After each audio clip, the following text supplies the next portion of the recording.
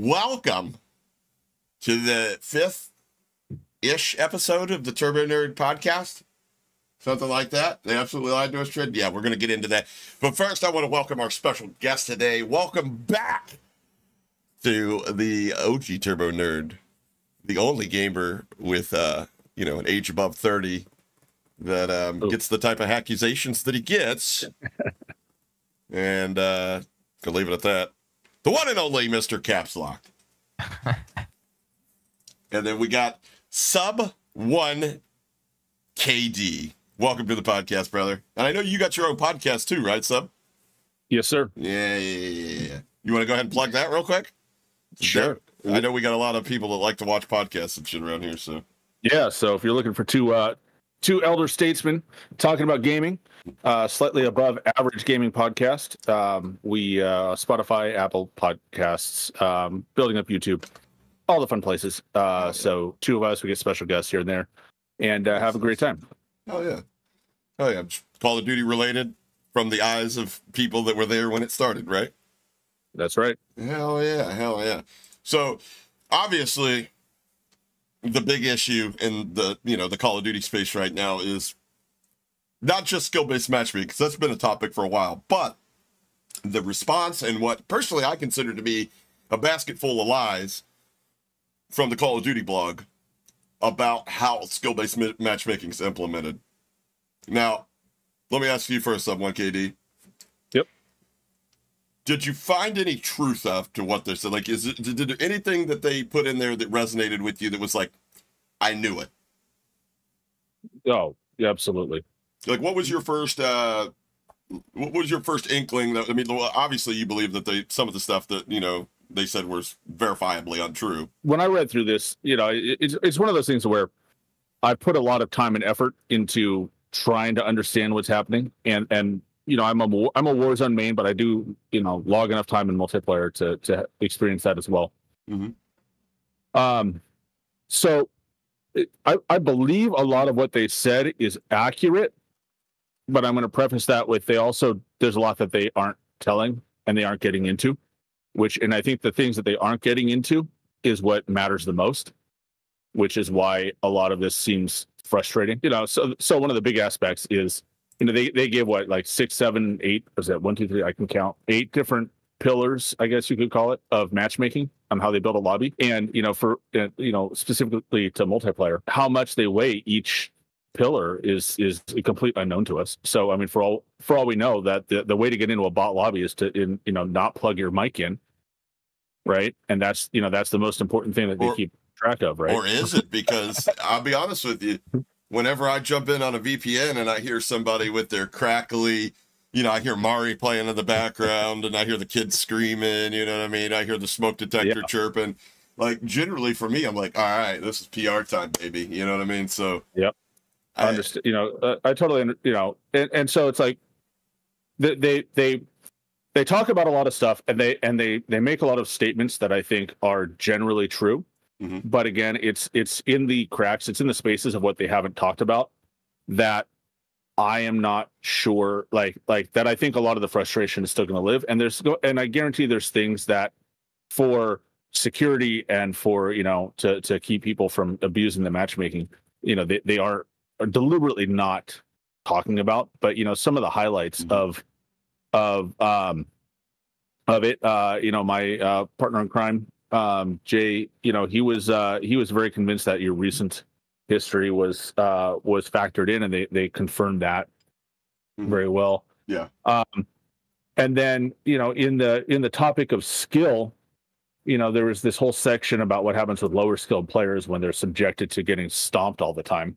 And that to me was literally something I had almost typed that paragraph verbatim earlier in the day or earlier in the week. And so I think a lot of the data that they have resonates with some of the mindsets that I've brought to the table. Mm-hmm. But I mean, there were some highlights in here that I think, at the very least, it sets the record straight or confirms what we all believe to be true, right? Like, there's nothing groundbreaking in here. I don't think there's no like, oh my gosh, I can't believe I hadn't figured that out yet, right? Like, yeah, it's more like, okay, yeah, Yeah, we I know think that. we were all pretty much like, duh. You know what I mean? Like Mhm. the stuff that was pretty simple and stuff like that. We're like, well, duh. You take it score in a minute. KD take some of these things in it.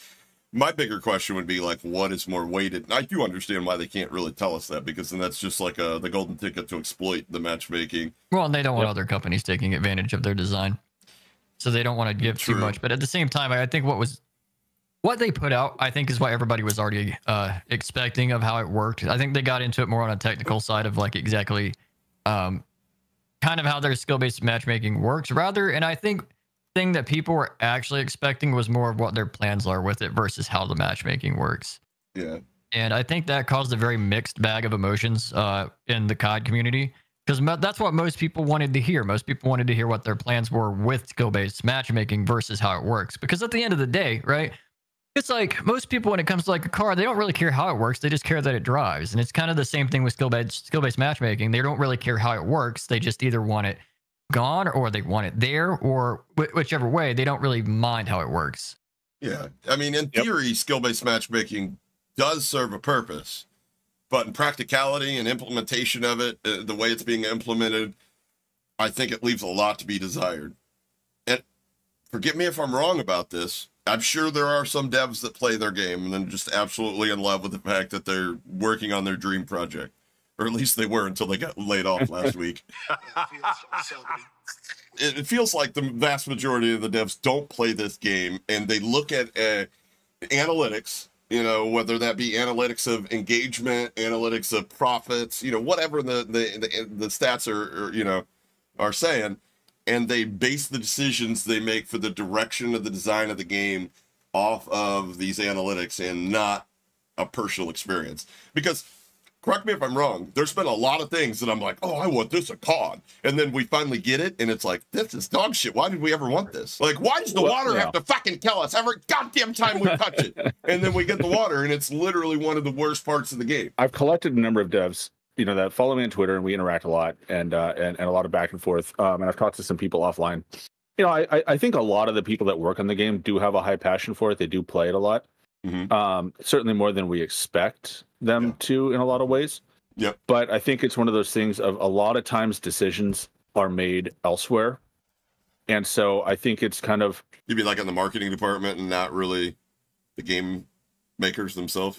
Yeah, or like, okay, so I was in tech for a long time. And what would happen is we would sit there and we'd have somebody from like, you know, we'd have a product person who comes up, or someone comes up with an idea, you know, executive or product person. I really want this, you know, this feature. And they might talk to a couple of like high level users, and that they agree on what the feature should look like. And then they sit there with, you know, an engineer and a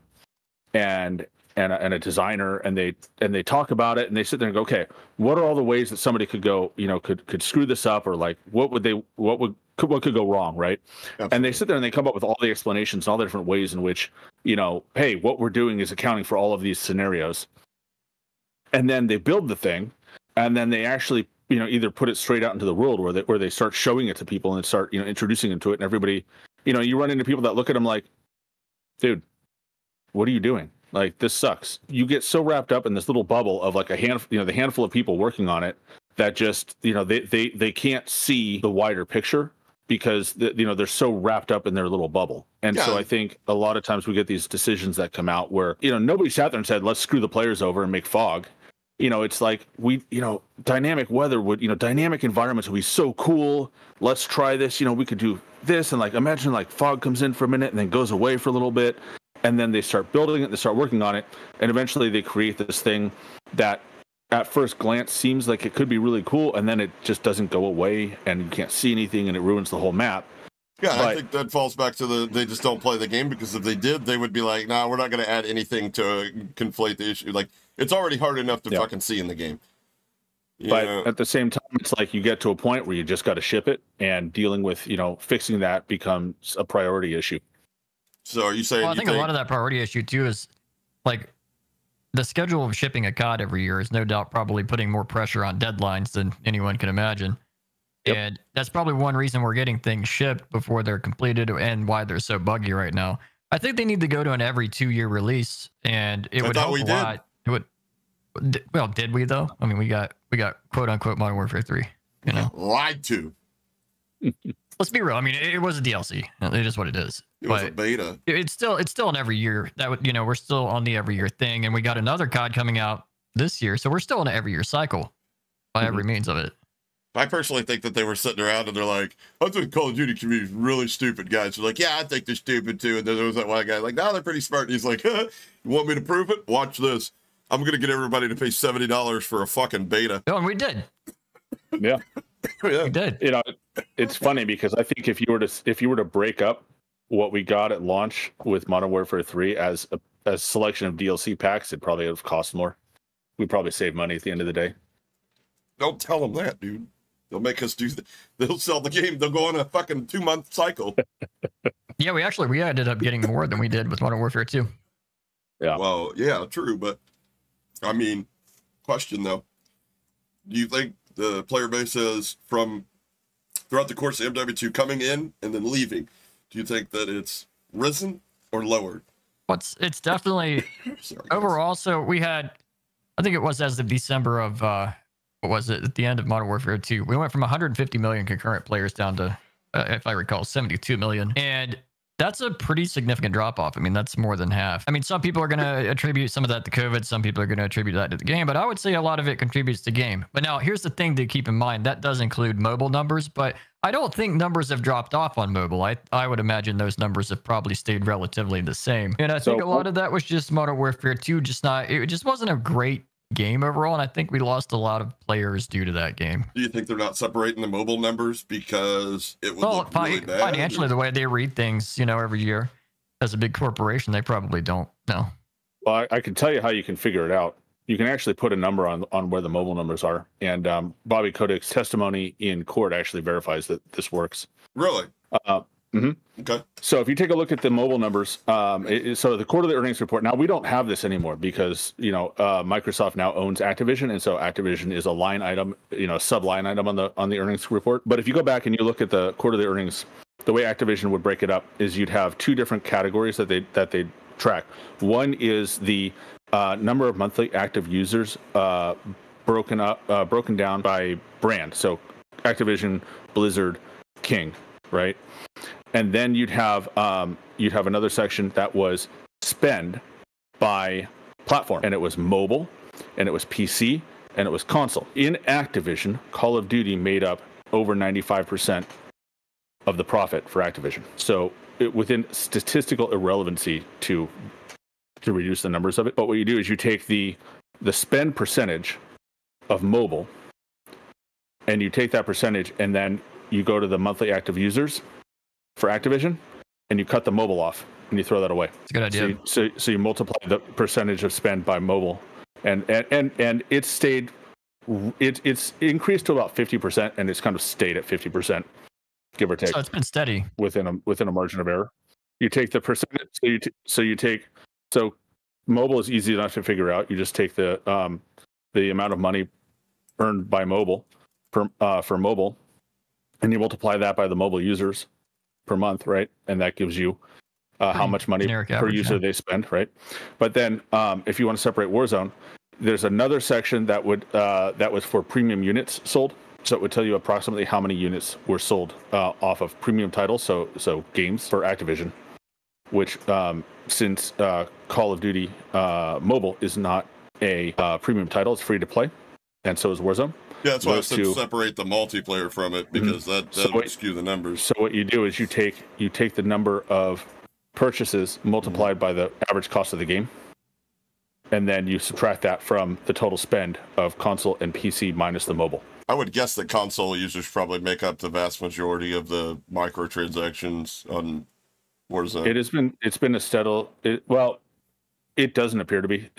The spend percentage, or the spend amount per Warzone user, and honestly per premium multiplayer user, it's about the same. The platform, everybody's addicted. Makes sense.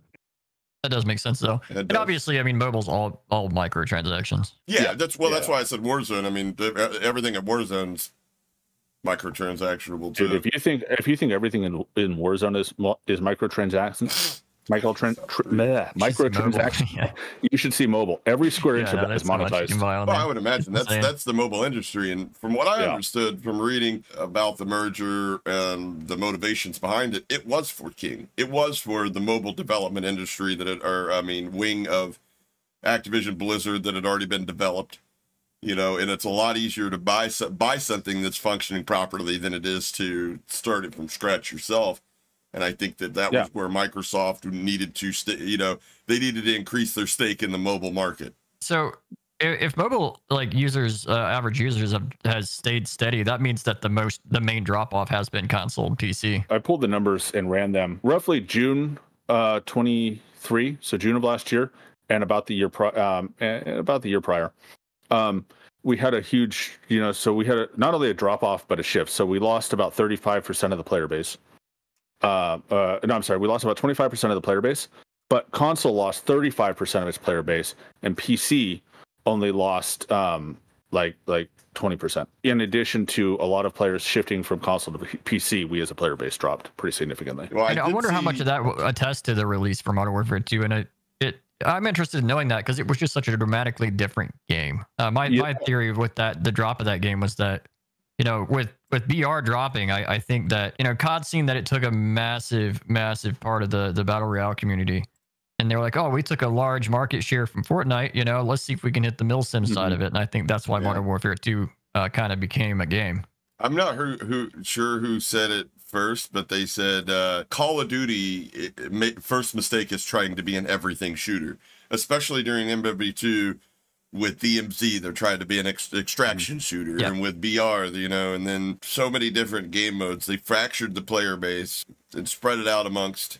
And I don't know if that was by playing purpose, because you would think with a larger player pool they could implement a stricter skill-based matchmaking EOMM system. I mean, every time I turn it on, they've got fucking 12 to 15 new playlists. I think we're running into a weird issue, where. Prior to the pandemic, right?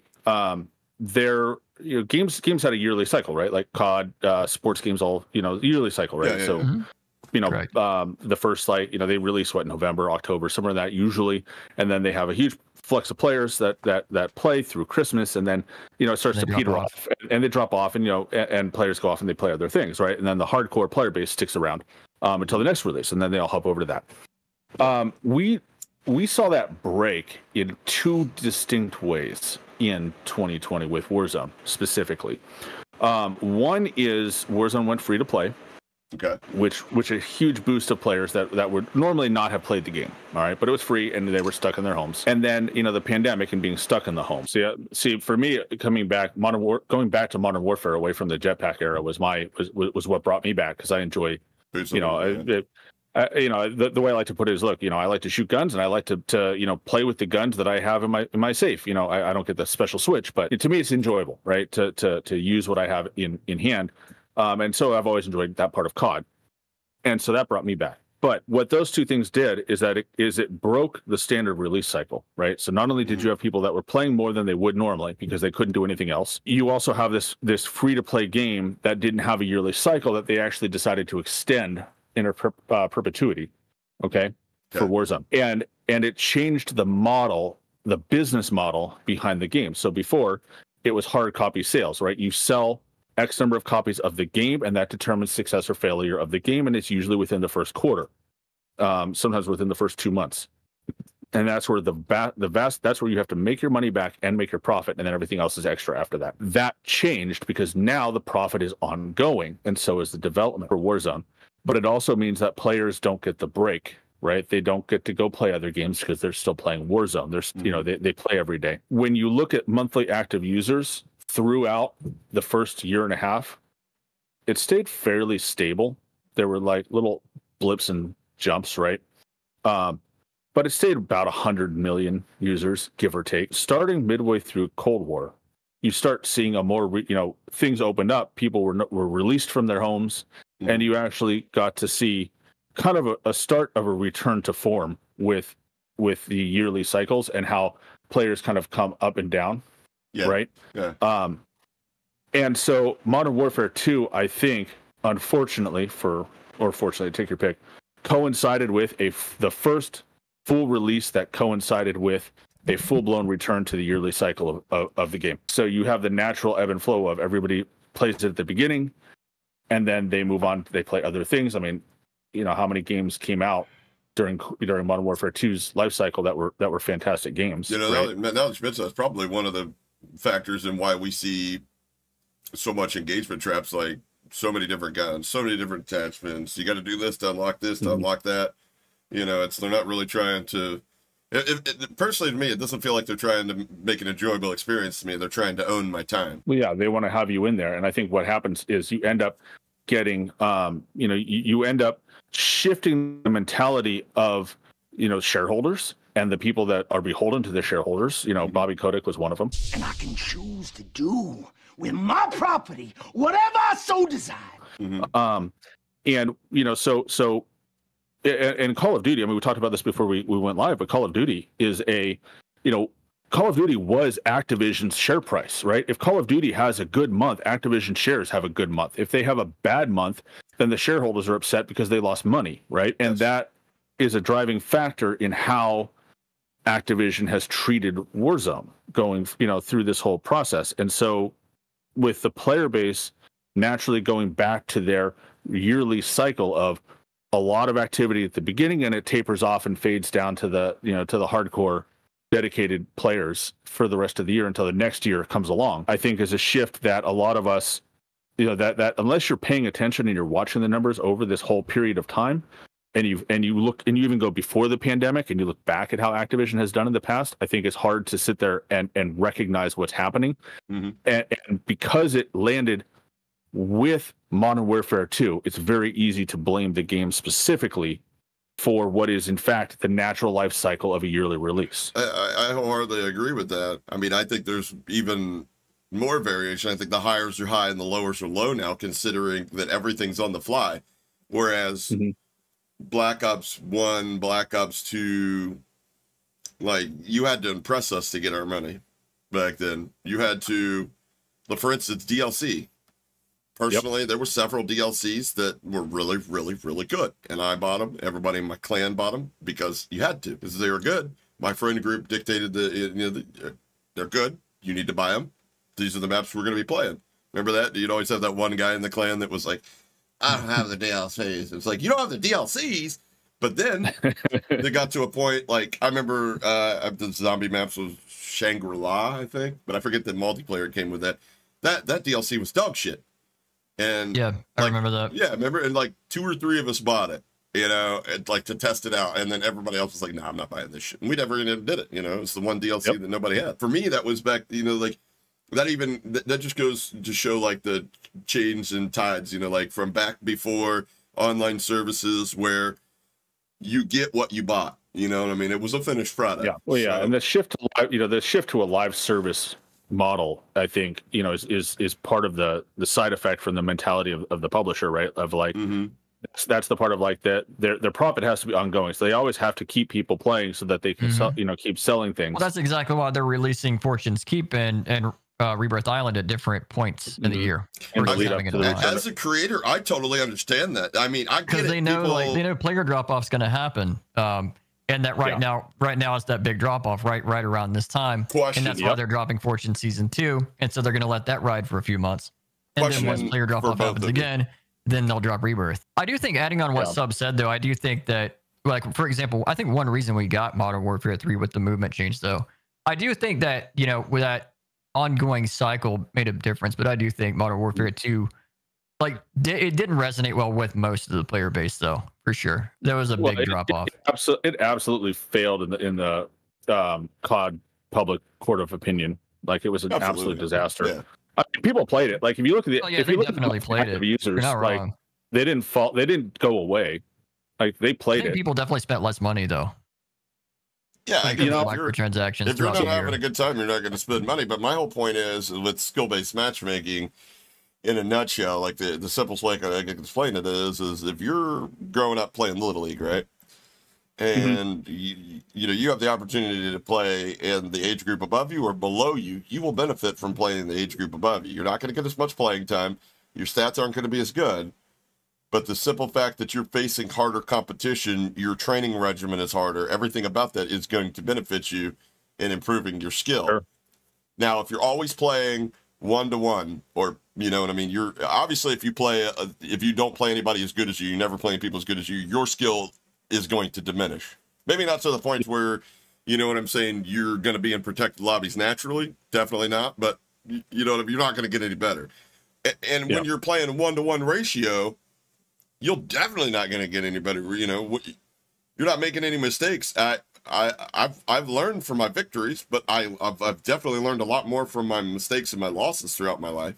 That just goes for anything, you know. Whereas my losses in COD are definitely because the other guy's hacking. Yeah, obviously that's in most friend groups, I think. Yeah, I've never been killed by a legitimate player. I would say a lot of the money spent on Modern Warfare 2 were probably like more store packs for skins for people to use in Warzone. I would imagine. I've got a really interesting theory to guess, you know, Warzone 2 and the evolution of it. But I want to touch on your sports analogy because you know, so I approach it. I have traditionally approached gaming kind of like I approach golf. Like, I don't know if you guys golf. Very poorly. But I have some guys that golf, and you know, so when I think of going to play golf, right? I want to go. I want to drink a 6-pack, driving around in a little golf cart, you know, occasionally getting out and angrily hitting something with a stick. All right. And maybe after 7 putts, I'll pick it up and say, that's 3, put me down. I'm good. What? And I don't want to get better. Like, I don't, you know, I know I could sit there and I could practice. I have people offering to coach me, and I'm like, I just don't care. Like, I enjoy going out with my buds. I enjoy hitting the ball. I enjoy drinking beers and having cigars with you guys. Like, and you know, hitting stuff with a stick, and like that to me is peak. It's like golf is secondary. Enjoy that. Your golf is secondary. Supposed to be. Yeah. I don't want to put any extra effort beyond showing up at the course. Now, if you were to tell me that I have to be able to get the ball in the hole in a certain amount of time with a certain amount of strokes, or I can't play, like, I'm hanging up. I'm taking my golf clubs to play it against sports. I'm never going back. And I think a lot of people have the same mentality with COD, right? That, like, if I have to practice to actually be able to enjoy the game and occasionally win or get kills, I'm not playing. Like, I'm going to go do something else. And I think that's the biggest mentality that a large chunk of the player base has. And that's part of why we have attrition every year, right? Those players eventually get tired of losing and they quit. And I think that's the biggest thing that COD is trying to struggle with right now. But what do you think that more variety, especially in the skill department, would benefit those players that we're talking about here? The people that just want to relax, like you're not constantly going up against people that just got off work and want to drink a beer, smoke a blunt, and fucking, you know, chop it up with buddies. Every once in a while, you're going to get dunked on. But every once in a while, you're going to run across the 6-year-old that is using his hands on the joysticks. You know what I mean? Like, I think those were some of the most enjoyable COD lobbies when they were like that. Yeah, like, I mean, you know, the problem is that, you know, when you're at that level of skill, you know, or lack thereof, you know, I think for a lot of those people, like, they're just experiences. I see a guy and I'm dead, right? Like, for me, when I started, you know, when Warzone dropped, it was my first BR. I didn't know what the hell I was doing. I was competent at multiplayer, you know, and it's like I was usually 2 drinks in before we even booted up for the night. Yeah. You know, with the boys. So, like, you know, my ability was laughable. I think my first month I pitched like a 0.2 KD. It was bad. And then eventually I had to sit, you know, and our squad had a big heart to heart because we were all dog shit and we all were tired of being dog shit. And we decided to figure out how to get better. And, you know. And then you bought cheats. Oh, I'm sorry. Yeah, but they don't work on console. So I don't know what I'm going to do with that. Bummer. So to keep playing and to actually find enjoyment, because, you know, there was nothing else to do. You know, we started exploring more, decided to stop hiding in rafters and you know, the little buildings with like the attic upstairs where there's like one staircase in that everybody and you have a window on each side of the top of the building. Yeah. That was my home for like the first month and a half, 2 months of Warzone, right? We just hid up there and hope nobody found us. And then it got to a point where it's like we're sitting there like literally having side conversations and scrolling Instagram while the game goes on. Yeah. And you know, the Instagram thoughts were so much better back then. But agreed. Now, you know, we got to a point where like we're all bored. Why are we even playing? Like, why don't we just go play multi? Like, and it was a conscious decision to go out and actually get better at the game, right? Yeah, but for players that don't make that conscious decision, right? Like like if they are constantly being thrown up against better players, they just constantly have a bad time and they eventually quit. Like, you know, some of the players that we played with early on, they all quit because they didn't want to get better. There's a different mentality between like the bottom of the game, you know, the bottom of the game and the top of the game. And I think the problem like myself, we are a different breed. We keep playing regardless. And they know that. God knows this. They're not dumb. They understand this. The sweatier player base keeps the game alive after, you know, March. Yeah. It is what it is. A lot of the casuals just kind of relax and, you know, and like there's that standard drop off that happens. Yep. But here's my question. Like, don't you think that more variation would be a win-win for the lower protected brackets, the middle casual core game, or whatever you want to call them, you know, the above average and the super sluts? It has to be done right. Yeah. It feels like we're going in the opposite direction. It feels like every time there's a change, it's tightening the belt. Yeah, no, that's the problem now, is that here's the thing. A lot of people hear me playing about SBMM on Twitter and on stream, and I talk about it a lot, and they don't realize, like, I don't look at it in a generic way that a lot of people do. Oh, they just want to shoot bots, or they just want to shoot lower skilled players. I don't want it to be removed completely, because that's not possible, nor is it viable, nor does it make sense. Skill-based matchmaking has to exist in some form or another. For example, like, so how skill-based matchmaking used to work in previous CODs, I don't know how much you guys know about this, but it used to work on a connection and party-based system. So it didn't go on stats. It went on how big your party was and the host connection. So if you were playing in a party of 3 or more, it would matchmake you against a party of 3 or more. That way, 6-man teams weren't just, you know, shit stomping, you know, 6 random people. Yes. And they also had boot camp, which would be for new players to go into. That way they could learn the game a bit. So I think that bottom, like, you know, that bottom 5 KD and under, 0.3 KD and under, those players that are just, they're trying to learn the game and figure it out. Mm-hmm. They do need some type of protected bracket. They definitely do. Yeah. I think the thing that would benefit the most would be not a removal of skill-based matchmaking, but adjustment of it. Like a loosening of the belt, like less skill buckets. Mm-hmm. You know, that way people of all skill levels could play together again and have a good time, no matter what your skills are, and that way people aren't just getting slammed. Yeah, like you know, like, but that's like there should be protected lobbies, but there should also be skill, like really low skilled lobbies, to where these people can intermingle to a point to where maybe somebody in the protected bracket with the will and want to improve actually gets out of that skill bucket into the next skill bucket. If they could dial that in and do it correctly, the amount of players that would return to this game would be insane. Agreed. It would actually be insane. I mean, how many people would come back? Even the low skill players they've got to be feeling it too. Like the 1-to-1, you're never playing anybody worse than you, anybody better. Player, even if you have a 0.5 KD and you're playing an entire team of people that have 0.5 KD, that game still feels sweaty to you. That feels very difficult. And I don't think that those 0.5 players need to always play 0.5 or always higher. I think that the 0.2, the kids that are protected, the 6-year-old using his hands on the joysticks, maybe throw, you know, maybe that every once in a while they run into them and they get an opportunity to use some of the advanced techniques or the stuff that they're learning and improving on, to be able to use that on somebody that's not going to know what to do with it. Well, that's just my. There was some numbers a couple of years. It was a couple of years back, but it's always been the average KD in COD's always been around a 0.8. Skill issue. Yeah, it's going to happen. You know how often that's going to happen?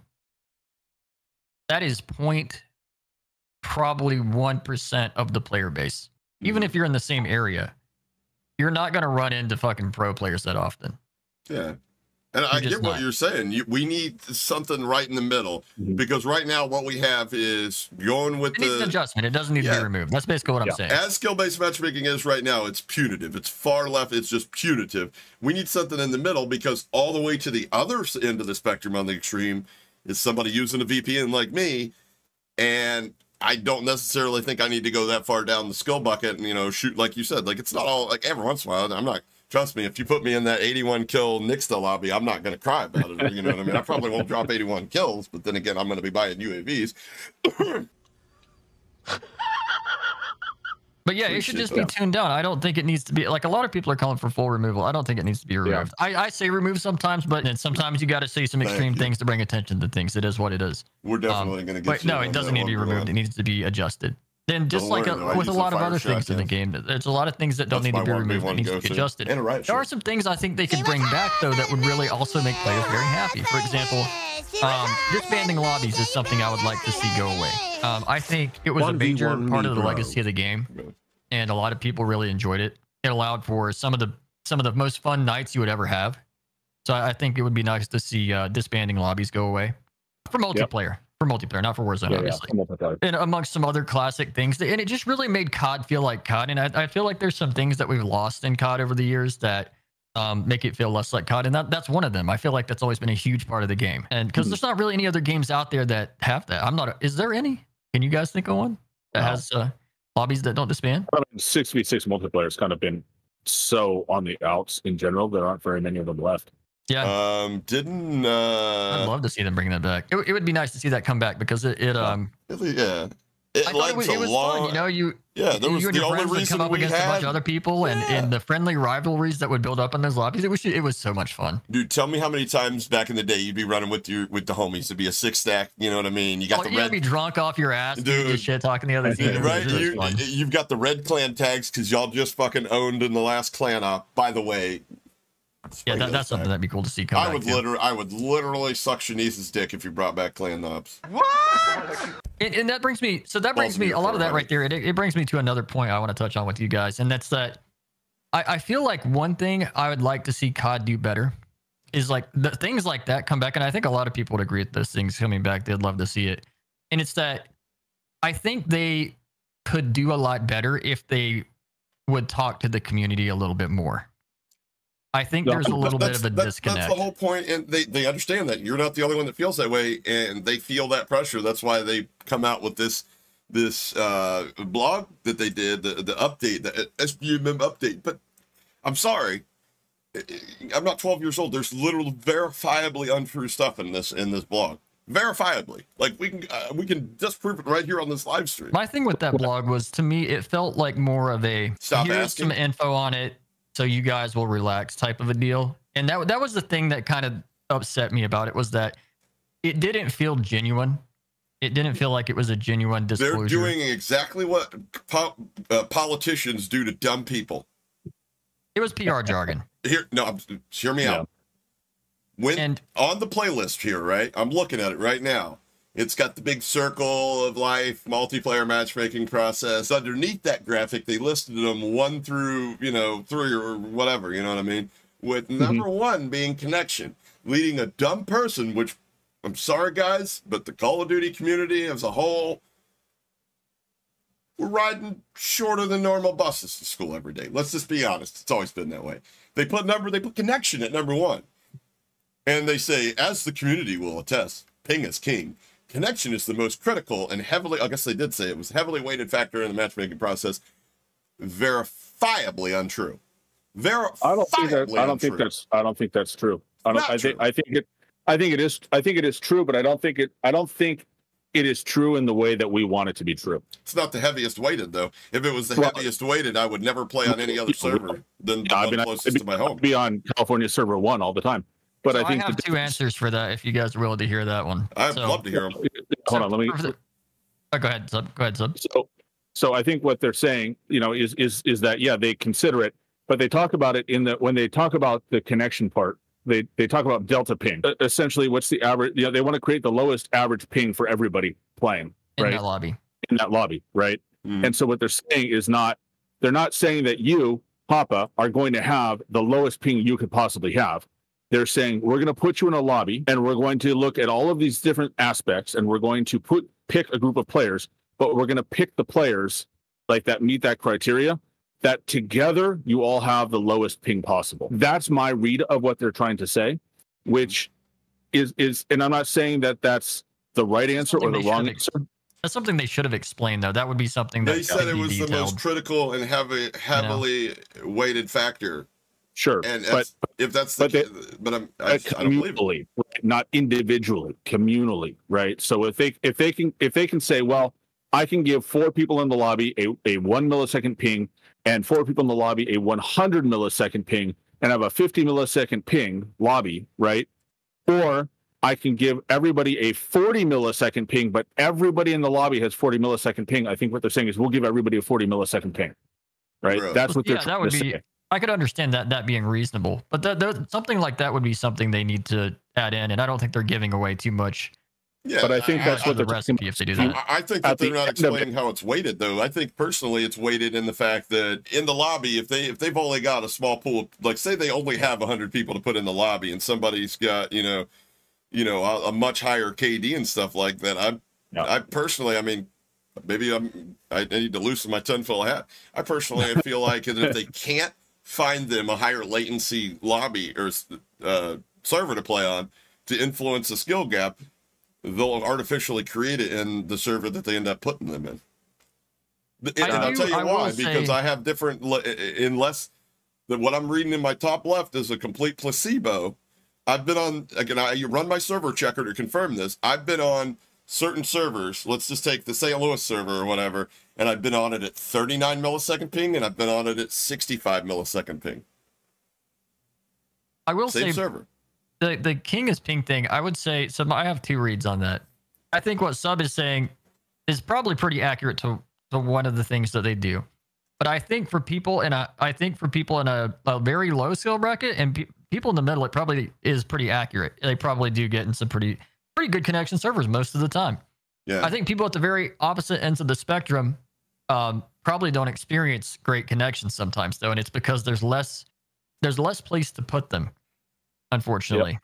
And Yeah, I understand think that, but do they inflate? My question is, they said it's heavily weighted. Well, Yep. is it heavily probably weighted why they for said us, it, like why he they're said, or saying for them? Are they introducing artificial latency because they can't? Because I there are happen times to be where in it this does bucket. feel like that ping number is not accurate. I will say that coming from somebody that's pretty familiar with networking, and somebody's been playing games a long time, a very long time, a very sweaty player at that. Yeah. There's times where that connection does not feel accurate. I don't know if that's attested to server connection problems or whatnot, but I will say if you're a good player, it does feel like sometimes it's foregoing connection at the sake of trying to make the connection better for everyone in that lobby. And it makes for some pretty undesirable gaming experiences. Oh yeah, hell yeah. Well, and I think what you also have to keep in mind is that when you look at all the different characteristics they give you, They are just trying to make the game better for like 90% of the player base. But if you're in like I said, that top end of that spectrum or the bottom end of that spectrum, you're kind of out of luck. Yeah, you're an outlier. And I mean, and look, let me put it this way. If I'm a business owner and I have a chance to make 25% of my customers really happy at the expense of 80%, or I can make 20% of my customers quit and make 80% of my customers the best customers ever, that 20% is gone. Like and that's just in terms of like, if I want to make money, right? Like Which is their primary goal. They're a corporation. Yeah. So what, react to that how you want, but I think that's like a mentality that they're willing to take. It's like, I want to make the 80% as happy as I can. And everybody else is like, I'm either going to lose them or they're going to deal with it. And so I think that, like, if you understand the game from that mentality, at least a lot of what they do makes more sense and doesn't seem as evil, I guess you could say. Well, it's that's why I go back to the, like they're looking at, stats on a page because they don't play the game and they have no personal inference. Like the next part is time to match. The factor is the most, second most critical to matchmaking process. We want to, here's my thing. I really do feel like I do agree with you though, real quick before we move on from that. I do agree with that sub. I really do feel like that's why people that are on both ends of those spectrums on the extreme side, they're having connection issues. Because like a lot of the replies I get, especially recently, a lot of the people I ask about it, it does seem like they're on the opposite end of that spectrum on one or the other that are having connection issues. Yeah, I mean, I play mostly Warzone. So, but when I play multiplayer and I just solo queue in, I usually sit between, about 10 to 15 milliseconds higher than my standard internet connection, rate, which is very reasonable, I think. And multi seems better, and it's probably just because it has less people in the lobby to have to try to match. Yep. Well, there's more servers. There's more multiplayer servers than there are Warzone. Not all the servers host every game. That's true. And the thing too to keep in mind with something like this is that there's really two audiences that Call of Duty has to serve. It has to serve the general population, right, of people who may or may not ever read the blog, right? That might come across us because it got posted to Reddit, and they're like, "Oh, that's interesting." And you got And us. and that is the extent of their knowledge of computers, right? They push the Yep. round button on their computer to get on and play, and that's it. and that's how it works, right? And then there's us who are just flipping nerds, and and you know, I want to know what are all the stats of every lobby and what's their connections to the whole thing, and how can I average that out? And I'm doing freaking statistics at 11 o'clock at night on a Tuesday for my own personal preference. So, you know, but I think one of the important things that they put in this, and this is where we would need to hold their feet to the fire, is they say future communications. In addition to today's blog, our technology team is developing a ping and matchmaking white paper for those inclined to get into the more granular information about the Call of Duty matchmaking. That's what we need. The three of us here, like, that's what we need to understand what they're talking about and what they're doing. I agree. If they do a snow job on that, then by all means, like, let's hold them to it. But for this, I don't have a problem with what they've given us, because for 90%, you know, for that, you know, 80% of the player base, right, that we talked about, probably 90% of the bottom 10%. Yeah, that's probably pretty it's probably pretty good for most people.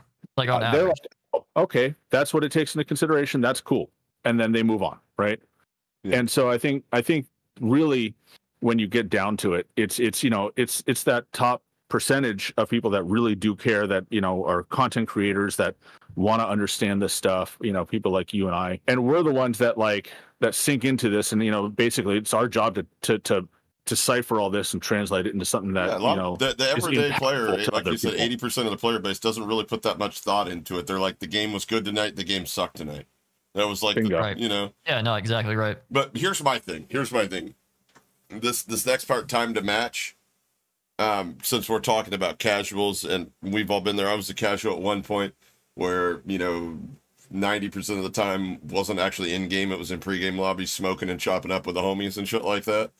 You know what I mean? It was like, oh yeah, let's play a game. Fuck it, yeah, I'm down to play a game. Let's play a game. You know, we used it like our own Discord VC before Discord. You know, But the next one they talk about is time to match.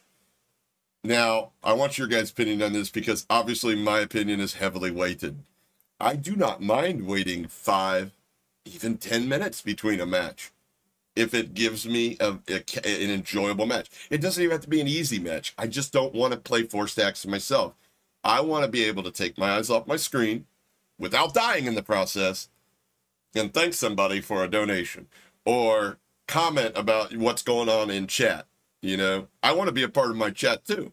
You know, it's a pretty cool place, pretty cool people in there. You know what I mean? But when I'm playing, let's say me, Caps, you know, and 2 other turbo nerds, that's an insta-death. I might as well just fucking, you know, start button, scroll down to the bottom and leave the match. Taking my eyes off the screen. I mean, because... And that's the biggest problem with that, is that's where the adjustments to SBMM need to be made. But because people at the very low that? end of the spectrum, high end of the spectrum, that's where it needs to be adjusted more than anything. I think it's working pretty well for the average amount of people. Well, how are they going to do that when sometimes I want to play casually and sometimes I want to sweat my dick off and pretend to be Nixta? Well, for adjusting it, though, they can adjust parameters to make it where we're not playing people like that constantly. Yeah, like, I mean, although that man dropped 81 kills while talking about roller coasters. So they could adjust it in a sense that would still work the exact same for casuals, but that wouldn't punish people on the opposite ends of that spectrum so much. And I think that's what they've done, is they've tried to make it pretty generic to cover most of the base. And they've just kind of just, you know, on the flyby, just been like, okay, you know, this is working. For most people, it's you know, we can't make everybody happy, and they've moved on with it. And it's kind of left to, you know, and even if only 10% of that player base is experiencing the lobbies that a lot of us do, 10% is still a lot of people when you're talking about millions, for sure. Yep. Yeah.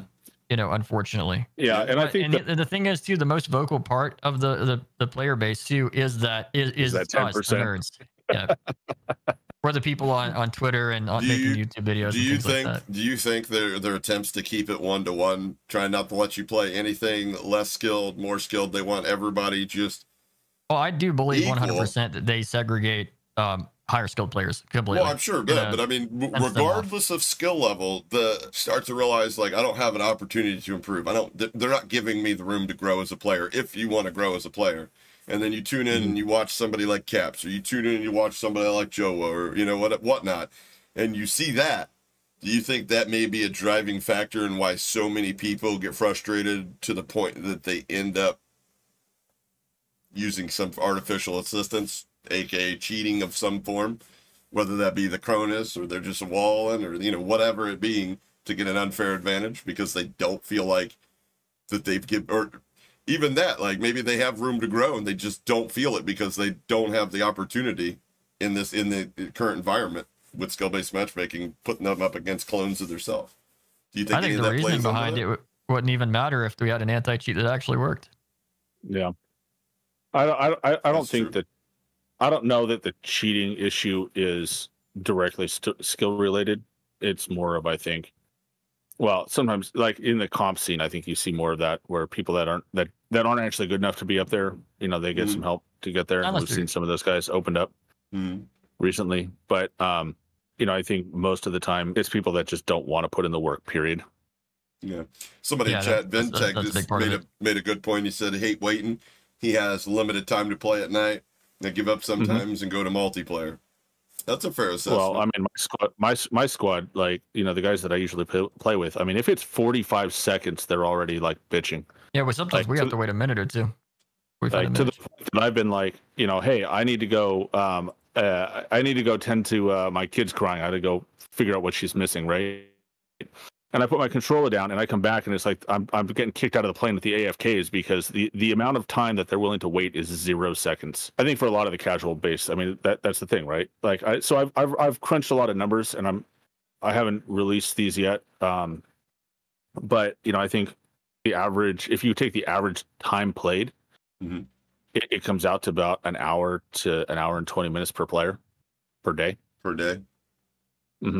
Silence just asked an interesting question. He said, do you think slightly above average KD players are coupled with low KD players more than higher KD players? That's definitely a tough one. And I think that probably causes some discrepancy in the matchmaking and it is something that I really wish they would take into account more, is because most squads that play together, like let's just say like a 4-man squad, right? Most friend groups like are a very varied level of skill. You're going to have one person on that team that is pretty decent. You're going to have one person on that team that is average, one person that's below average, and one person that, you know, couldn't hit the broadside of a barn door with a banana. We're not going to name anybody on our squads, all right, chat? We're just going to leave them alone. I heard you were talking shit about me. I wonder sometimes. I really do feel like people that play with groups like that, unfortunately, feel the negative effects of the matchmaking probably more often than others. That is one area that they did not talk about in this blog post that I think is a missed opportunity, and I think it's because they don't have an answer for it, is that scenario, right? Like when you have radically mixed skill players, like what does the matchmaking do, right? Like our experience generally is that the lower KD players suffer and the better KD players have a slight advantage, but everybody generally is unhappy because the higher KD player is solo squatting everybody, and the lower KD players are watching from the gulag. Yeah, one person's upset because they're trying to keep up. The other person's upset because they're having to carry. Yep. Yeah. And so I think that's one of those scenarios where I don't think there's an answer, and I don't think removing SBMM changes that much either. I think, you know, if you tone it way down, I think it's still, you know, you still run into, and this comes down to like, you know, how skill works, right? Like I don't think skill is linear in this game. I think it grows exponentially, right? So like, you know, a 1 KD player, you know, is might be twice as good as a 0.7 KD player, but a 1.5 KD player is probably like 3 or 4 times as good as a 1 KD player, right? Be able to maintain that, and it grows. You know, you get to somebody who's like a 3 KD player, and you're like, dude, that guy is not even in the same plane of existence as someone who's like, you know, a 1 KD, right? Like not even playing the same game. And I think I feel like that's more like the common like especially now, maybe not 10 years ago in COD, but like I feel like that's more of the common friend group now, is that mixed varied bag of skill. And I think that's why there's so many complaints about SBMM currently. Yeah, I agree. I think that dynamics just changed a lot. Usually back in like Black Ops 2, COD's that old, right? Most people played with people around their skill. They'd play with sweaty players would play with sweats, and then casual players would play with the casual friends. Most people didn't intermingle, but the gaming scene has changed. I don't know, man. I'll be honest with you. I'm the complete opposite in Black Ops 2.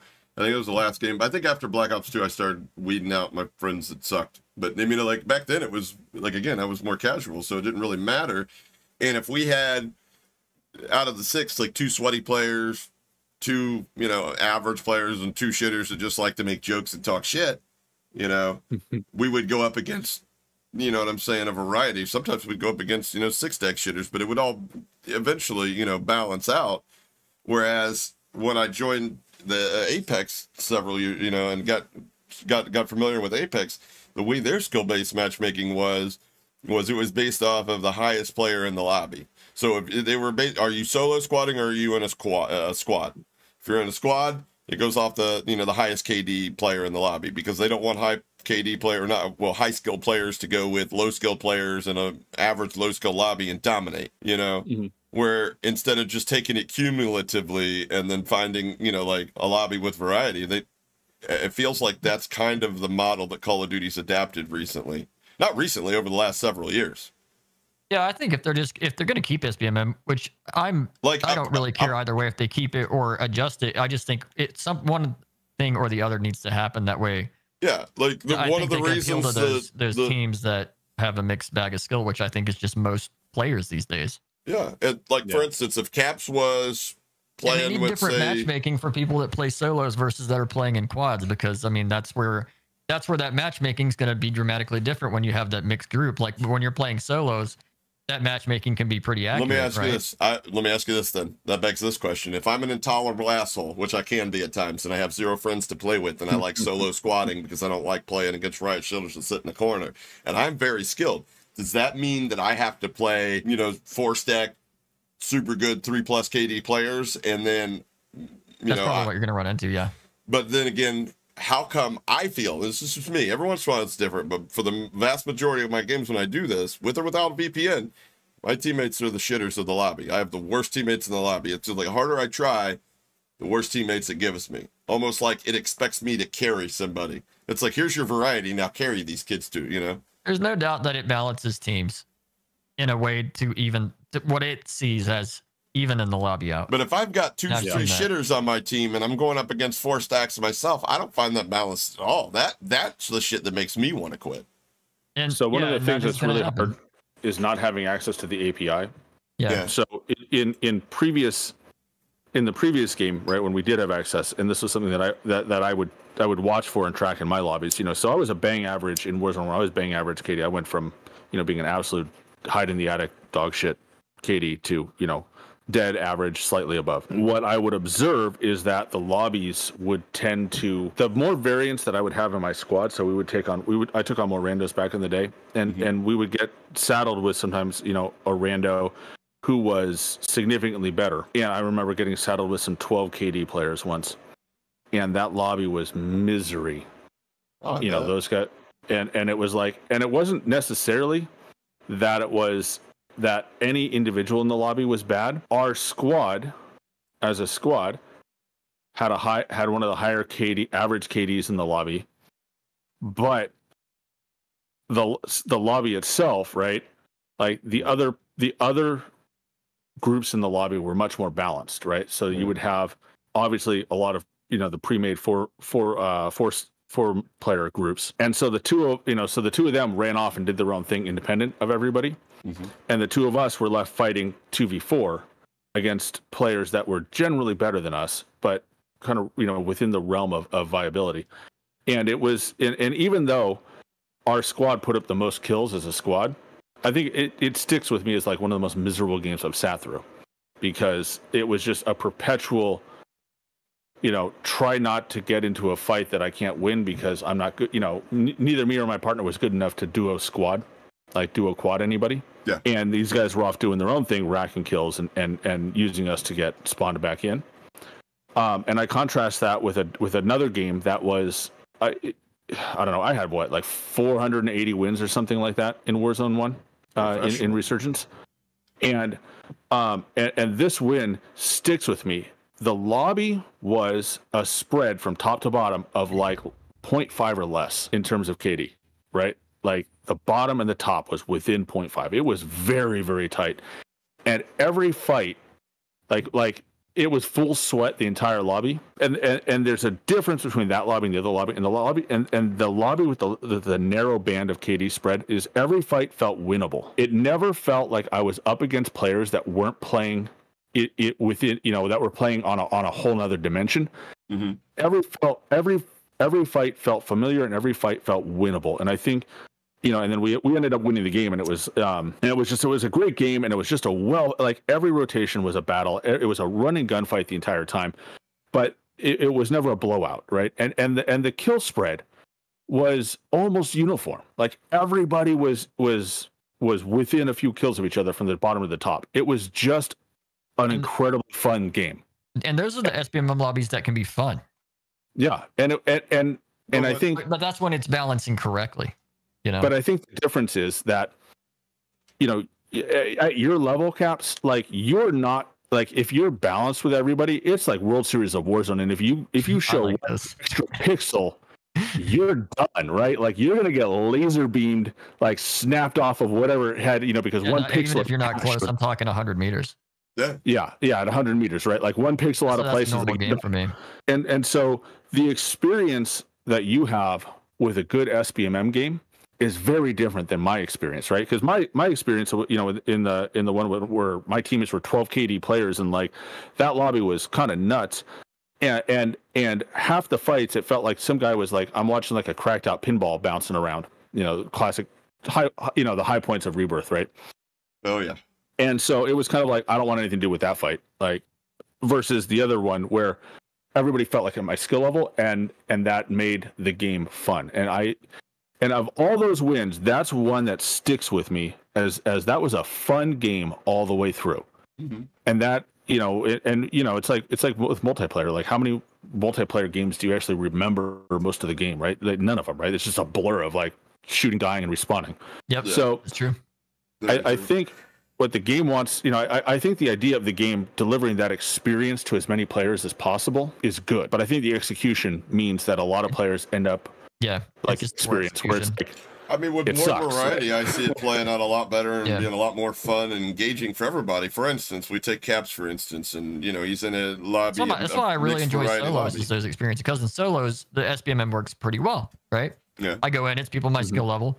And, weirdly enough, I like this because I can predict everybody, like exactly what they're going to do because they play just like I do. Yeah.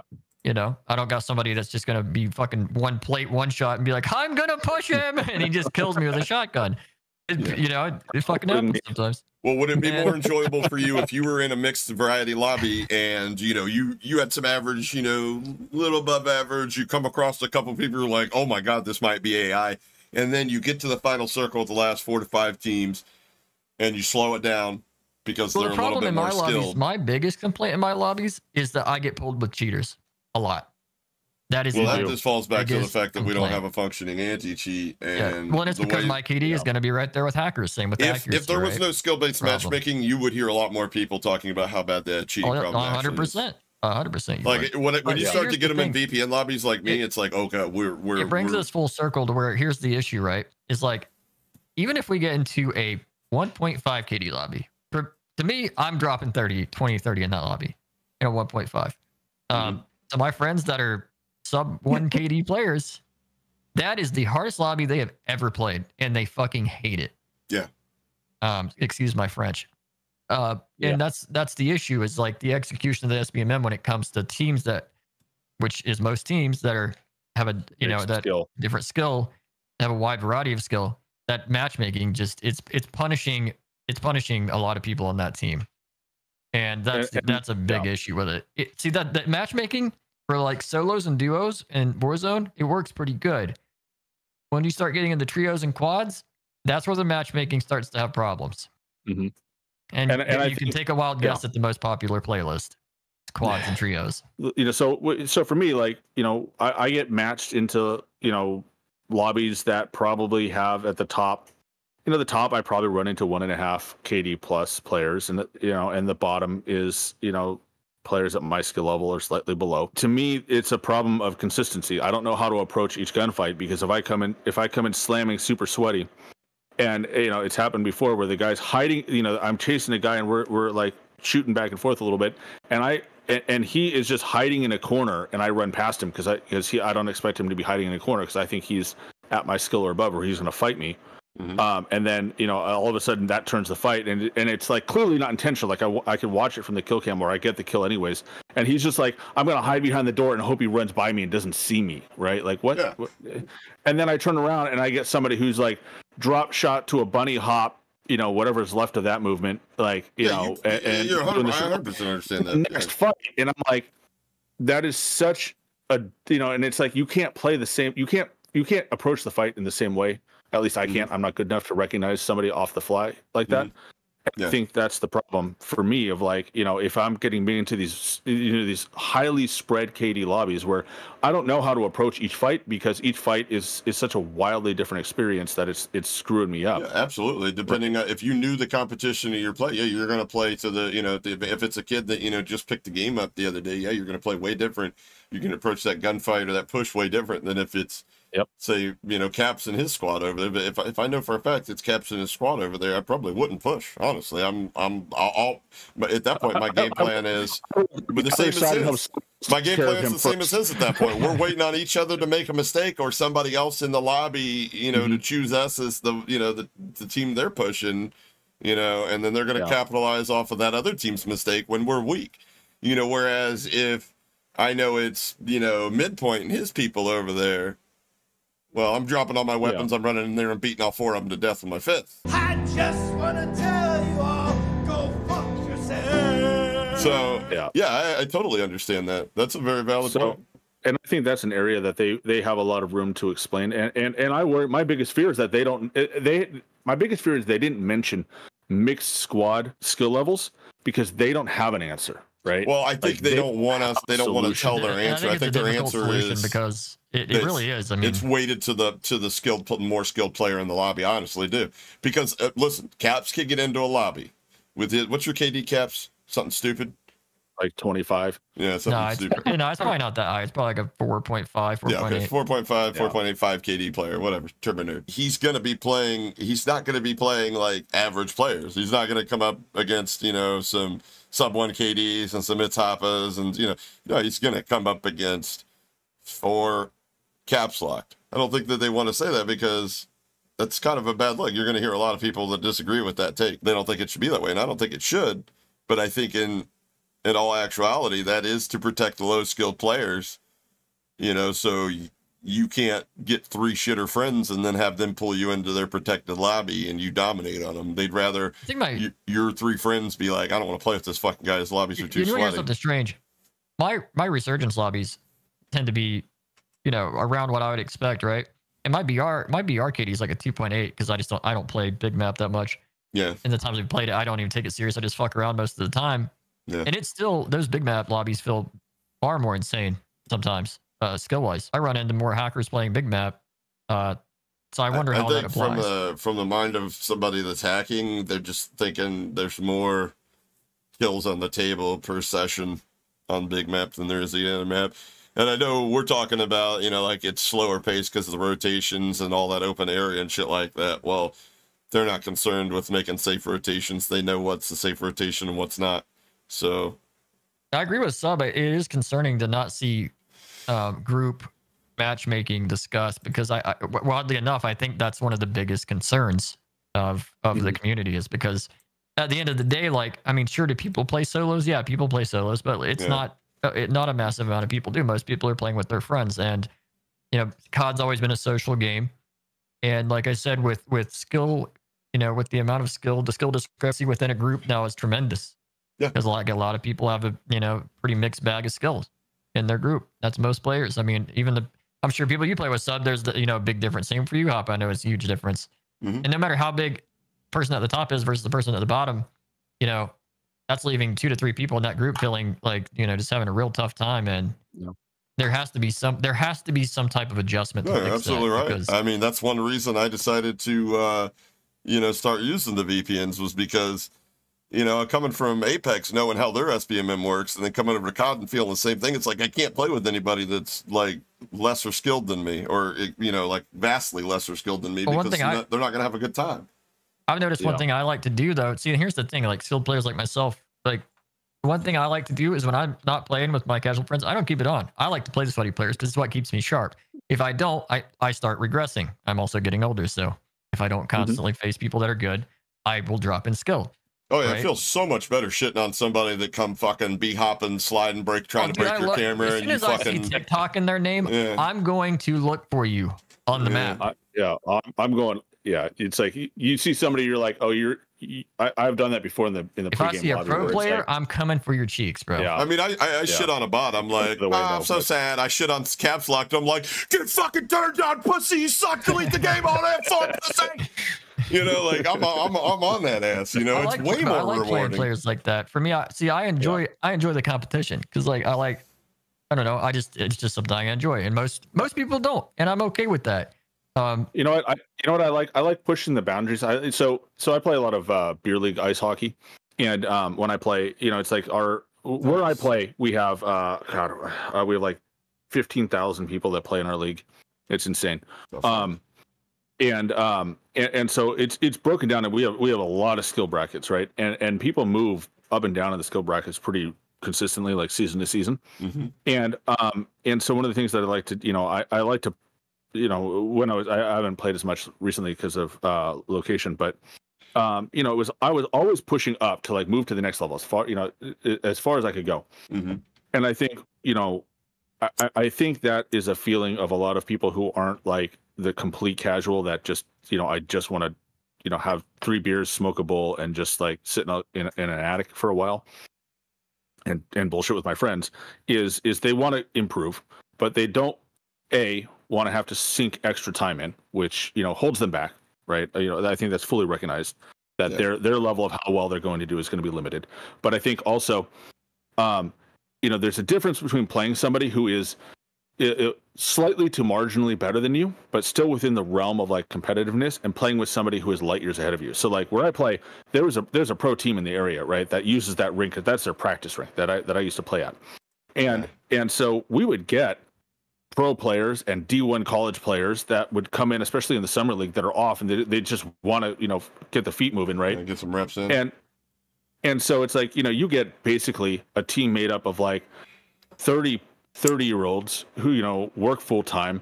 Most of them haven't seen a gym in a while, and then you get some kid from college who just who's in glossy magazines showing up on the other team because his uncle plays for that team, right? You don't learn anything from playing against that kid because you don't get a chance to play with them. They're just gone. Like you're just a cone. They're out of there and they're gone, and that is difficult to deal with, right?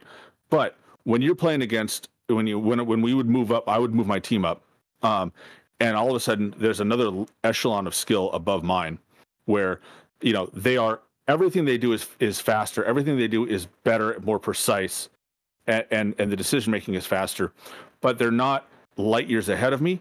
Then I can I can observe it, I can see when I get beat, right, and I can watch it, and I can make the adjustments, and I can learn from that. And then I would get better. And so, we moved up. I mean, we moved up like 3-4 times in like 3-4 seasons, and we won eventually within a season or two. We win a championship in that area, that's or we what at we've least all do it been very well. advocating for in COD here. Like what your hockey. So basically, what you're saying in a nutshell is your hockey league does SBMM better than Call of Duty because they give you the variety to improve, but restricted enough to where you're at least being able to absorb the knowledge every time. Yeah, but the same VPN problem where you get the kid from D1 that'll come down and just drop 15 goals in a game, and you're just like, what are you doing here, right? And I think that's something that is there's a simple solution that they're just not looking at, and it's that all they would have to do is they could keep tight in skill-based matchmaking, in solos, for example, or people that play when you're playing by yourself, because then it would keep a more even spread. And then what they need to do is loosen up the matchmaking for teams by about 70% of trios and quads, and it would make the game so much more even. It would make it so much more balanced and random and fun. Well, let me ask this, and I've heard this idea floated out here. What about a separate playlist for people that want to opt out, like an opt-out playlist? It'll be failed from day one. Yeah, because all the sweats would gravitate towards that playlist probably. Yeah. Okay, but wouldn't that be better? Make it easier. They're not going to touch that mode. Okay, so wouldn't that be great? It would just separate the playlist then, and I guess people find out where they're at. The sweat's going. I'd say they'd probably be afraid to create a divide. You know, but I think what would happen is that you would have very few. You know, you would have very few people playing it. It would probably be a combination of stream snipers and hackers looking for people like Caps, and it would be people like Caps looking for, more of an open field. And I think it would be a disaster. Okay, I think so no you one think would like to play it. like giving us the option would actually tighten the skill base? Yeah, I think that mode would be miserable. Gotcha. I'd say it probably would, but it would be cool for them to do some type of playlist though. Didn't they do that with World Series of Warzone trials? Yeah, they did. They said they did something with playlist, but they didn't specify what it was. Yeah, because I know I watched a couple of lower skill people I made just throw in there as a lark, and I mean they just got demolished. I watched Caps last year, and I never knew my friend was gonna do pornography live on his Twitch channel. He was getting his shit pushed in, dude. Oh my god. Yeah, I was still slamming though. I was still dropping 20s in World Series. Yeah, oh my god. It was nutty though. That was some of the best play I've ever seen out of you. Like you rose to the occasion, but god damn, I would not. Our team in general got slammed. You couldn't pay me enough nor provide me with enough lubrication to even play one match in there. If I didn't run with a pickup team though, we'd have qualified. Does Call of Duty consider player engagement, time played, as a factor in matchmaking? Answer: we do not consider how often or how much you play when determining matchmaking. I personally find that to be 1,000% false. I disagree. I think it's true. I have taken time off this game, and I have friends that travel now, and so they'll take a week or two off. Mm-hmm. And when the API was there's no difference. Okay. Well, okay, so you're saying there's nothing that's changed in the last several years in regards to the time played engagement, player engagement versus what skill base they're being matched in. I have not been able to observe a difference. Okay. Well, let me ask you this: are you familiar with Boomer Games FPS? I always fuck his name up. He did the Boomer EOMM FPS. paper. Yep. Okay. So for me, what that said to me is he trained the algorithm by saying, I will take time off. And the algorithm said, well, we don't want you to take time off because time off means time you're not spending money. So he was able to train the algorithm when the encounter or the experience was unfavorable, in which I think his threshold was if he got killed by somebody that had lesser latency than him in the kill cam, he would take 24 hours off. That's different though than so that's a different depends on scenario. How they specify time played. Yeah, this is so what he was doing in his testing is a different scenario than simply taking time in. So he was reacting to a negative outcome, right? Okay. Consistently, which is something that they don't talk about at all. But and he was playing solo, so those two things together, I think, is important. And you can test this in multiplayer because I know this is true. Quit out of lobbies, right? Okay. You want to, you want to get into an easy lobby. I know that works because I use that for my camo grind. Wait, just quit out if the lobby sucks, just back out? Yeah, no, it works. 100% it works. 100%. So it takes into consideration whether or not you're sticking around in lobbies, whether he takes time off. So this is, I think, the point, is that the time off I don't think was relevant. I think it was the fact that he's quitting out of lobbies. He dies to somebody with a different ping than him, he's gone. And then the game recognizes that, okay, you're not happy with something, so I'm going to give you some softball lobbies after a while. Gotcha. So his and his video is very well done, right? I've consulted with him back and forth on some of the videos that he's done. So him and I know each other very well. But I think he's got two different issues that he's conflating together, and they're separate. Mm-hmm. So I believe that this time off thing is correct. When you quit out of lobbies, it definitely puts you in an easier lobby. Well, before I started VPing, for example, it did feel like, and I hear a lot of people, that say it feels like this, the first couple games on after a day off, or even from the session from previous session, even if you're a daily player, or if you take a few days off, first couple games back on, it's going to throw you a burger lobby to encourage you. Hey, remember how great this game was? You sure you don't want to buy a bundle? And no, okay, all right, you're cannon fodder now. roll that back to what they talked about in a different section of their matchmaking, which was measuring skill for matchmaking. And so in that they talk about measuring skill over a certain period of time. And so I think I think from playing enough that what they do is when you start a new session, right, you boot the game up. It wants to create a baseline of how you're playing, right? Because they're not taking. I don't think they're putting a lot of emphasis into your long-term success or failure. I think it's more of your immediate past. Yeah, which is why I think if you're booting in for the first time, and so and if you're booting in for the first time, it wants to get a baseline of how you're going to play that, how you're playing, and then when it gets a baseline, so you get put into softer lobbies to start out with, you frag out quickly. And the game says, "Oh, okay, here's your baseline skill. This is frag out lobby," and then that applies to you, and then it uses that as kind of like, this is the skill bracket that you should be in. And I think part of the problem is that, if you get put in a soft lobby and you have a really good time, like the point in which they back it out and they give you like, okay, hey, maybe we put you in too easy of a lobby to start, but now you're in too hard of a lobby, and they try and find that right mix. I think that's where they have struggles right now of like dialing that back. Yeah, that kind of leads me to my answer as well, because that's one thing I was going to say is the way some of these questions are formatted in this blog are very generically open.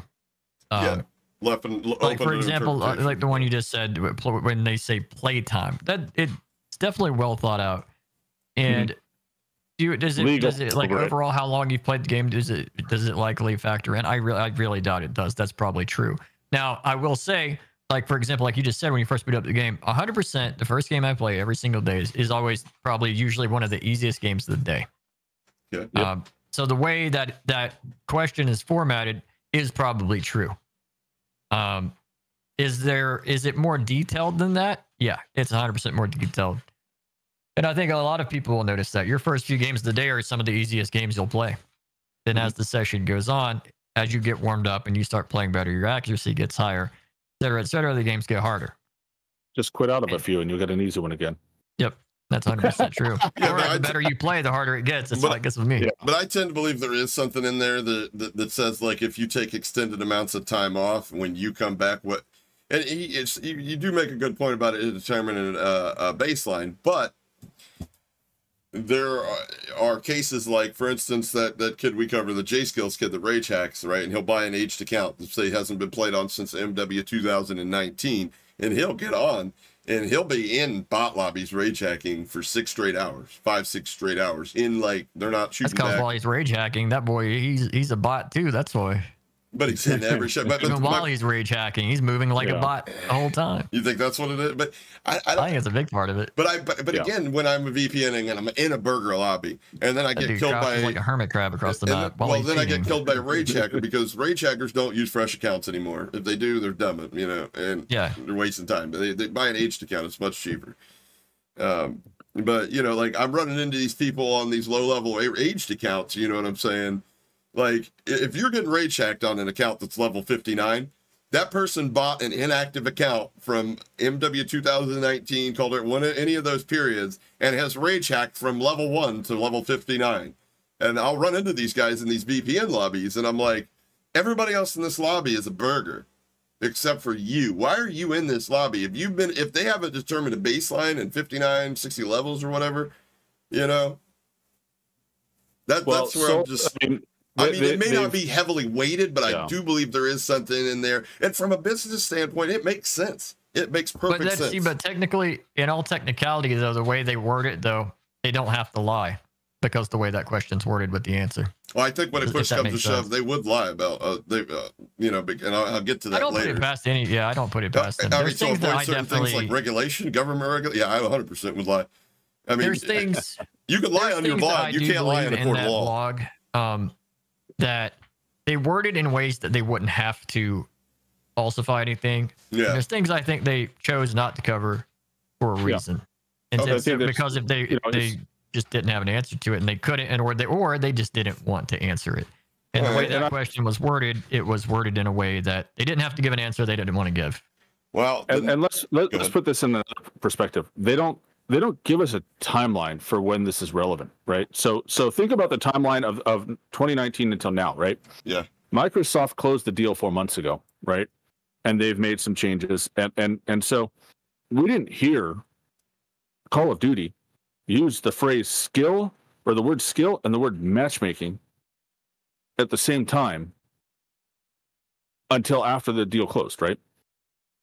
So meaning historically, right? Like they've never mentioned skill-based matchmaking. It's never been part of the lexicon. They've never said that word in an official capacity. In fact, the only thing that we've heard from them is from other creators being told, do not mention skill-based matchmaking in this conversation. Right. And they tell us, they've told us we can't do that. NDAs around SBMM around the employees as well. That's been confirmed recently. So one of the things that I think is important to keep in mind is that what we see right now may not be the system that was in place 4 months ago when Microsoft took over. Right. They might have taken a look at it and say that's not going to meet our goals. Let's make some changes. So even though we might look back 2 years and say, look, we know that things worked differently back then. Yeah. You know, and we built our expectations around how things worked back then, and we look at it today and we say, oh, here's this blog post. Well, I know this isn't true because this happened to me, back, in Verdansk or back in Modern Warfare 2, right? Mm-hmm. There's no indication that I have seen, and maybe somebody with better eyes than I, better reading comprehension can find it, but there's no indication of like when this system started being relevant, right? They could have implemented this 2 months ago, and now they're telling us what they're doing, right? Matchmaking feels different now. It definitely feels different now than it did. Since when though? Matchmaking really truly started to feel way different. I would say beginning of Modern Warfare 2, it felt like things changed quite a bit, pretty dramatically. What about you, Sub One? I mean, I know. I feel like it is, and then even more intensely at the beginning of Modern Warfare 3. Yeah. And I think too, I have my own theories on why it feels worse now than it did a year ago. For me, I think the biggest shift in things actually started right after they came back from this most recent break. I think it's been very different. I've had a very different experience in the game, since this year started compared to like since launch to the Christmas break, personally. Yeah, matchmaking in this version of Modern Warfare 3, it feels there's definitely been a change. And so I think a lot of the features that they talk about are dynamic, and they adjust them routinely.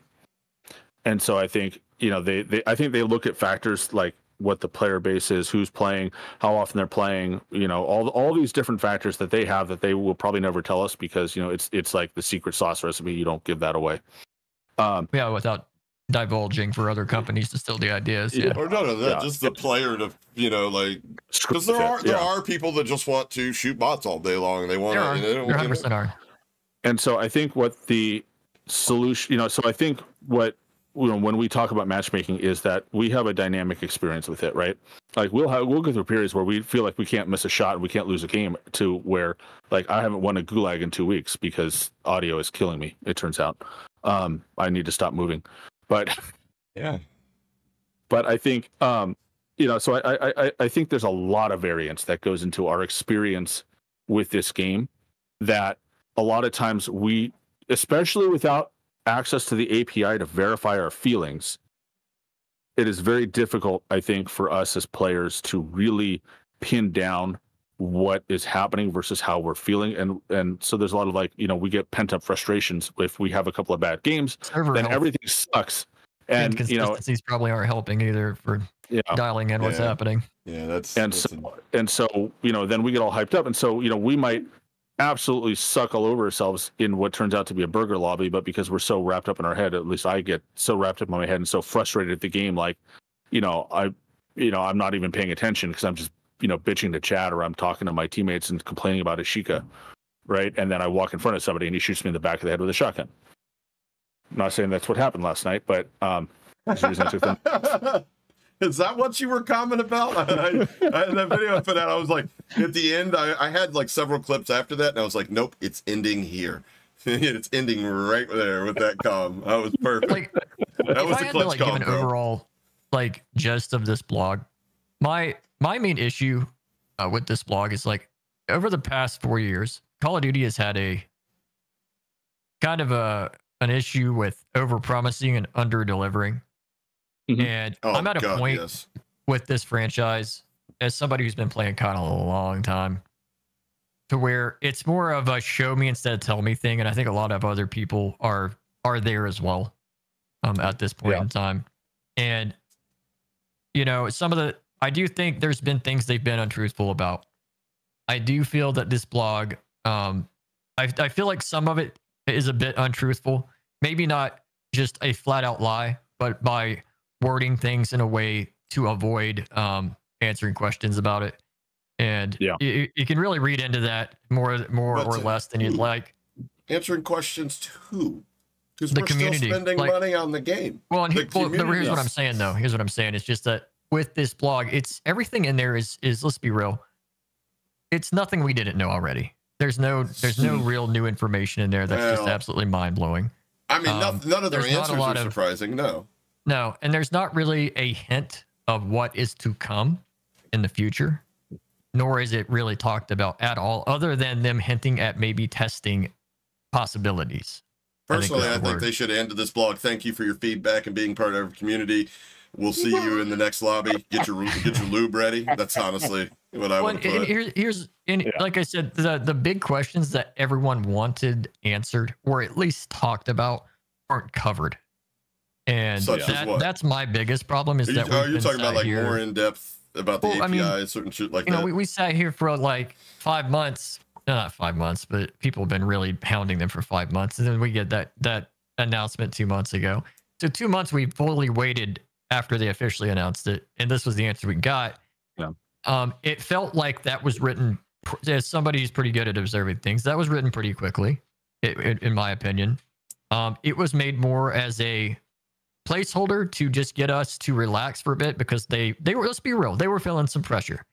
Myself, some other creators. Yeah, now you can't say they're mention not names. talking about it. You know, it's They like, well, were talking feeling about pressure. That's why that blog was put out. it. Yeah. And here's the thing: is that they absolutely have to talk about what their plans for it are. They don't have to get into exact details to where they're going to divulge information that's about their matchmaking system. Yeah, I wouldn't expect at least that. share the results. Like share the resolution. Where are you taking us? What do you want to see?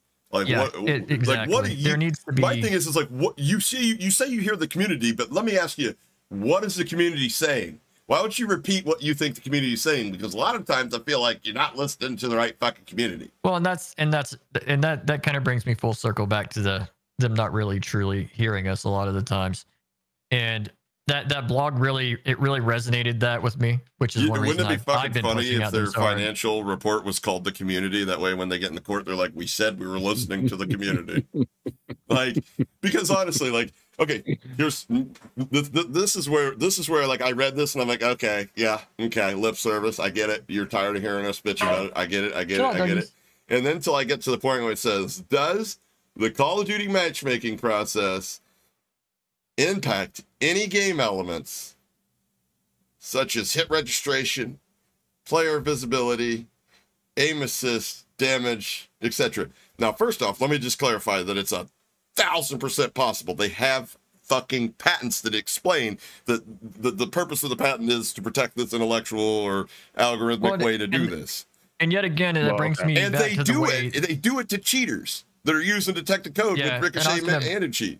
I was gonna bring that up because back when, you remember back we used to watch cheaters' bullets get nerfed back in Caldera, Yeah. like where they just Yep. be shooting absolute pellets. Mm-hmm. I have always believed that has nothing to do with Ricochet, and that's to do with their ability to alter hit registration in game Yeah. with their skill-based matchmaking. So okay, here's where I'm gonna vehemently disagree because if it's I'm not saying that's in place on every player, but I'm saying I think that's part of that same technology. I think that if they wanted to do that, it would be observable, right? And with the number of people that pay a lot of attention to this, like we would see variations, right? It would show more damage or less damage, right? Than it should. And I think the only time that the only time that there's ever been an observable variance in damage was during Modern Warfare 2, when Tony over at True Game Data ended up having variances on certain guns when he would shoot people.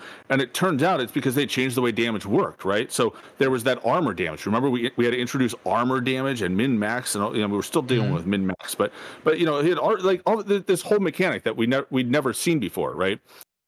But we would see that sort of thing in game, and we don't.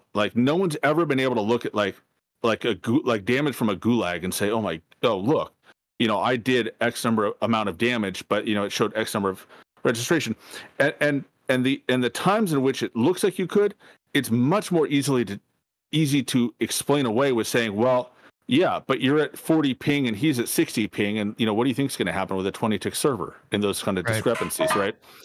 True. And so I think that and there's a lot of these questions and a lot of these patents that if you really dig into it, and you read through what the patent says it will do versus what it actually does, and how the game is observably functioning, you would see that in order for the system, let's put it this way, in order for that sort of thing to actually be in this game, you would have to have a system that evaluates every player in a 100-player match, right, in real time, judges their performance, then in a gunfight adjusts stats on each individual bullet fired, and then hides it from observation. I don't think it hides it from observation. I've seen thousands of clips of stuff that, let's simplify it to this. When I use a VPN and I play Vondel, if it's a good lobby, if it's a burger lobby, if you will, I've never had a burger lobby with fog in it. Not once. Doesn't happen. If I turn the VPN off, I can't see 5 feet in front of my face, and it's every single match. Verified. Anybody that uses the VPN will tell you that. There's no fogging when I'm using the VPN in Vondel. I ran into one of those. I was playing with Black Yoshi, and we were in an absolute burger lobby. He dropped 15. One of my teammates dropped 18 or something, and I dropped a dozen. For me, that's a good lobby to be in, right? That's a burger lobby. Yeah. And I could tell it, but we got super fogged. Maybe it was an anomaly, but consistently it's like that for me. But I joke a lot about skill-based hit reg. Here's the thing, right? I don't think they would nerf bullets, but what I think actually happens with the SBMM is that what ends up what people think is nerfing bullets is, I don't think it dynamically changes your hit reg. I do think SBMM will put higher skilled players in lobbies with less than desirable connection more than not. Yeah, I could agree with that. That's it. Yeah, and the thing behind that is that's when you it's still at the end of the day that's manipulation. It is, but the way they answer it is it still makes their question, the way they're answering their own question. Okay. It doesn't make it false. It's a circular issue, right? It's the issue is the connection. The issue is that you were in a bad connection. So in all technicality, does skill-based matchmaking alter it? No, but does that? So you see how I'm saying the way these questions are formatted. Yeah. It makes it to where they don't have to. That does make more sense. Format of the question you have to really consider. If you're on 150 millisecond ping, your aim assist is going to be dog shitting compared to if you're on 70 millisecond ping. And I think they format it in that way because they don't want that to relate to that, because they know players would complain about it. It could be they're like, none of this exists, but we didn't say that skill-based connectivity wasn't a thing. Okay. You got it. So again, answering like a politician. And that's the thing. They're not used, that's the thing. Whenever you see these patents come up, and there's a couple of guys that, they hunt around Twitter and they're always posting about the patents. And that's the thing. They're not using the patents, right? That's not what they're doing. They're just putting you in a shitty connection. And the result of that is your bullets don't always go where they go because the guy's 10 steps in front of you. I've been in these lobbies. Here's something. Here's another one. And this one is the part that I said at the very end of the day, this next part that I want to talk about. In technicality, is that skill-based hit reg? I guess technically it is, because it's putting you in a here's the thing. Shitty lobby. But in this, to their question, it isn't. In this question that they answered, is 100% verifiably untrue because they said something that makes this untrue about 2 years ago. And somebody can go back and find this. In fact, I might actually do that and put this in the finished product. But does spending money on Call of Duty content such as bundles, battle pass, or black sale change how players are matched? Money spent does not in any way, shape, or form or factor into matchmaking. Money spent may not, but content owned, which is how you get to that point. It says money spent. It doesn't say anything about COD points. Answering like a politician, because they said 2 years ago that there was separate matchmaking for people that owned the full game and didn't own the full game versus people that owned the battle pass and didn't own the battle pass. As so somebody that who's is just a like, verifiable lie right there. As And I somebody don't who's even been care in what they say. marketing, I I look buy at a the way- bundle, I will get burger lobbies without VPN or at all. It doesn't. I look at the way take- questions are formatted. Yeah. You know, That's I think a it's lie. important to take that into account. That one right there, when I read that one felt like they were trying to insult my intelligence, and it pissed me off. And here's why that question I think is verifiably false, and I think it's pretty much a straight out lie. The reason I say that is people that are going to spend money, right? We know the matchmaking does take into account negative experience, okay? And as people that are spending money, they want to keep on the game. A lot of the people that are spending money are going to be in that medium range of skill level, probably. They're gonna have the better experience in the game. They're getting into better servers, so of course they're gonna spend money. When you're happy, you spend money, right? That's what you do. Yeah. So are they directly altering it according to that question? No. Are the players? Do the players fall into that category that spend that money? Yeah, I would say they do. So is that question? That question, I would say that that's a little bit false. But by directly spending money, do they fucking, say, okay, we threw in a burger lobby? Of course, they're not going to say it does. And one of the big reasons why they're not going to be honest about this? In a sense, they kind of do, because people that are spending money, they want to keep them playing. Yeah. Financially, that makes sense. And here's the thing, right? Whether it be true or false, they would never answer that question honestly. No company would answer that question honestly, nor would it make sense to.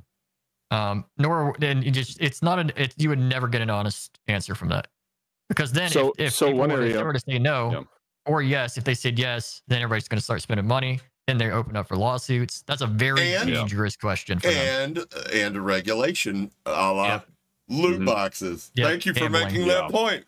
Exactly. So one area that I'm going to point out, and oh god, my brain is not working tonight. But there's a great content creator that looks into a lot of this stuff. It's not Who Is Immortal. It's on YouTube.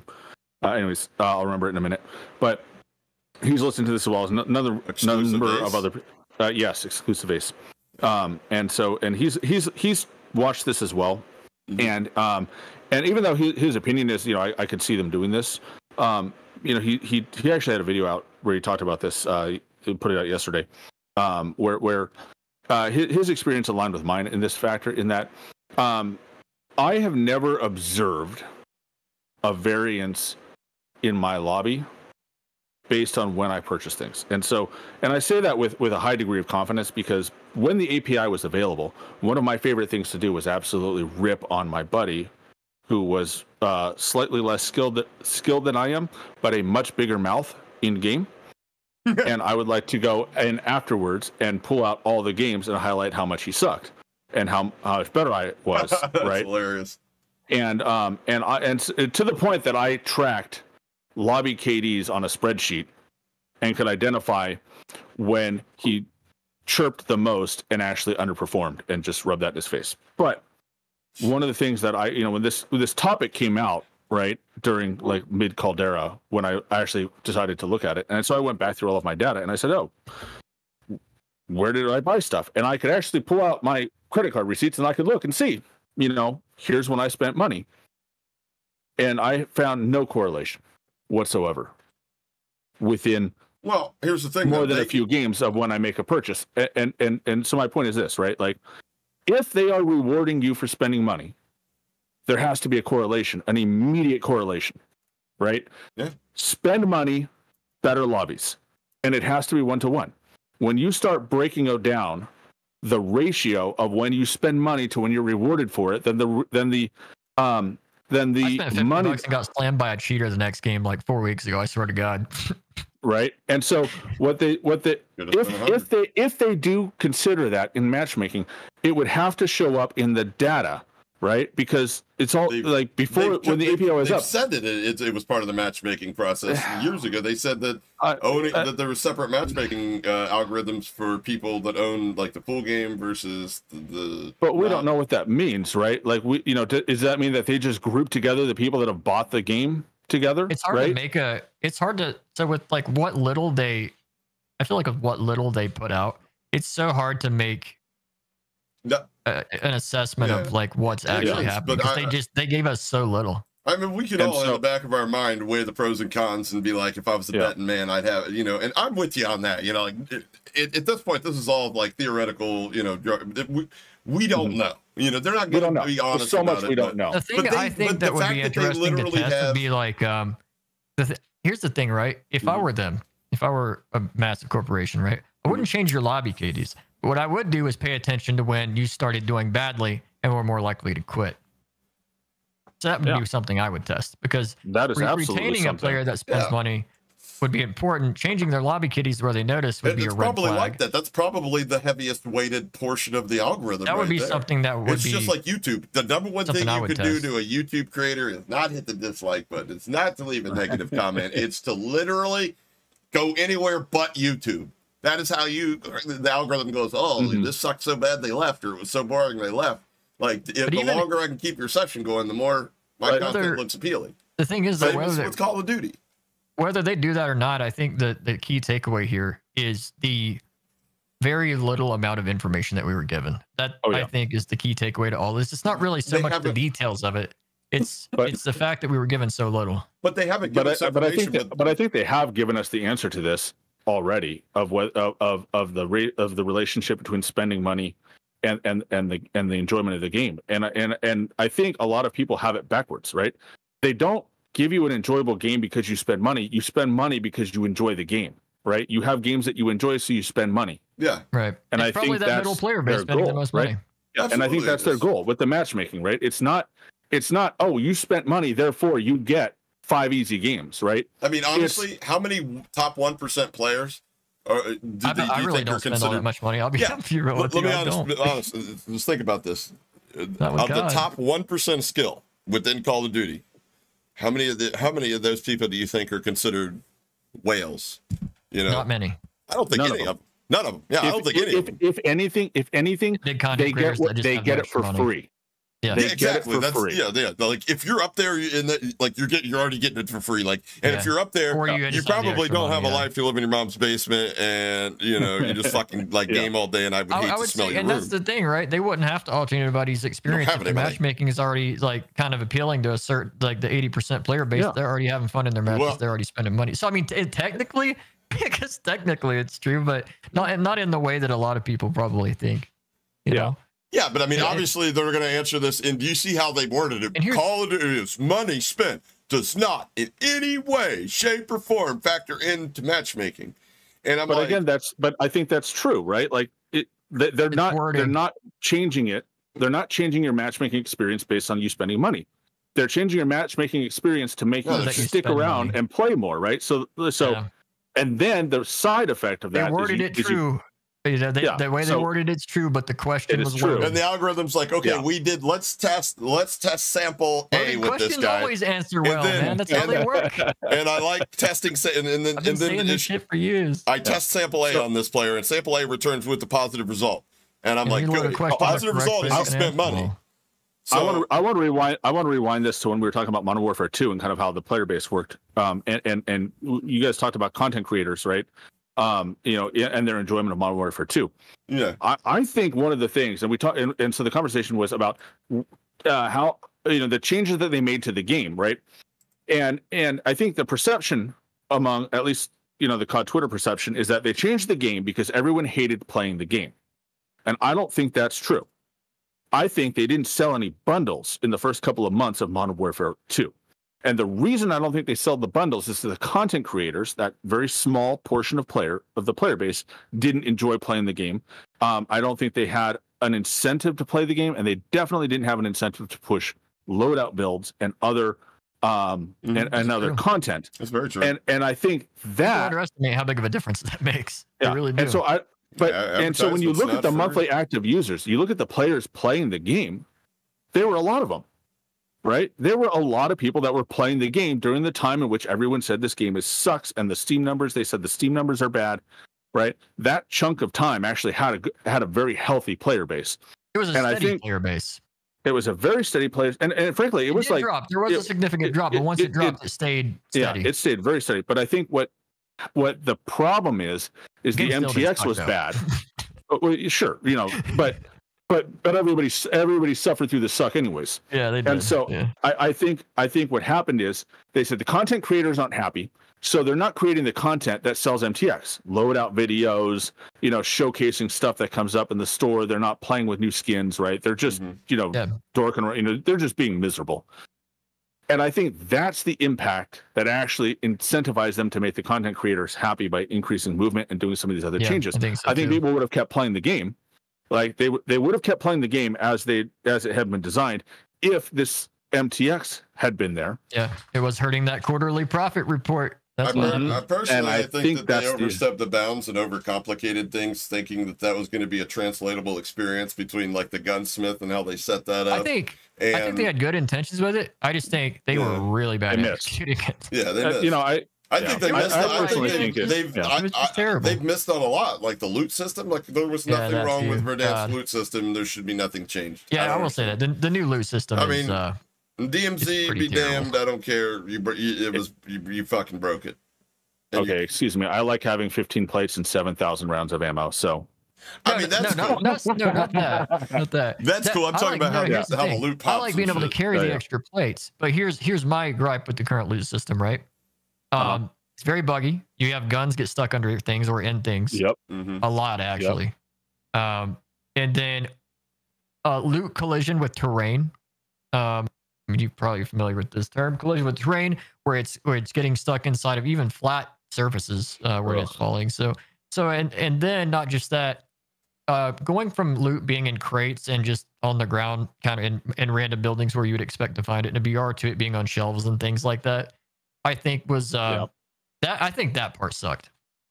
I think it's I honestly think when they started designing Modern Warfare 2, I think they envisioned BR being on such a decline. I think they put all their thought into DMZ. Tarkov's. Mm-hmm. Well, I think they expected the extraction shooter game genre to have taken over the BR by the time it was time to come out. So I think they misread their crystal ball. And honestly, I blame Fortnite no build. Sure. I blame Fortnite no build, and I blame I think it was Apex season 17 or something like that, where Apex really kind of came roaring back into that gap during early Caldera, when Caldera was suffering. Mm-hmm. I think those two things really screwed everything up. Like when Nick Burks and all them guys made the change. I think I mean, you had Dr. Disrespect talking about his game. Like all of that happened about the same time, and it really didn't spell good for the future of traditional BR. Yeah, if you look at Modern Warfare 2 as a whole, I mean, I think it's undeniable that a lot of Warzone was built around DMZ. Yeah. Yeah, I think that's why the loot system changed to begin with. But I mean, oh yeah, it's 100%. It was built around extraction styles, like where the loot's placed, like where it's on shelves and in random spots where you can loot cash registers and things like that. And unfortunately, I think that's one of the leftover elements from Modern Warfare 2 is causing some dislike. I think aside from everything that we've talked about, this plays into like one of my bigger issues with Call of Duty, and it's just the overcomplication of everything. Like I've always been a guy like we can get advanced, but keep it simple. That's why Verdansk was so liked. It was simple. It was like Call of Duty. It needs to. And let's be real. I love you guys, part of the COD community. I do. Don't take this the wrong way. COD community is kind of a simple group. You know what I mean? We're not rocket scientists out here. I think the data says 37% of us actually have to smoke some weed and play some video games. There's nothing wrong with that. Yeah. We like to keep it simple, It's why I like it. It sits at my intellectual level. Call of Duty is. That's what I'm saying. Call of Duty is and was built off of players like that want to play an arcade shooter, not a realistic mill sim. They don't want to play a fucking, no offense, I'm boots on the ground guy. That nobody, if you like the jetpack era, hey, go fuck yourself. But you know, whatever.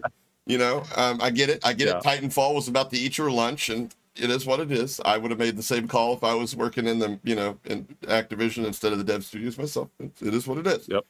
But it's Call of Duty has forgotten where it came from and why it became I heavily agree the with massive icon that it is today. And that is boots on the ground, arcade shooter. And I mean, like, granted, you know what I mean? Like, over the arcade, with arcade military based shooter. Let's not forget that. Yeah, military based shooter. Yeah, I think that's a great way of putting it, because I've always said, like, it's a realistic, it's supposed to feel realistic, right? Like, there are so many clips. You go back to some of the appreciate that follow, baby.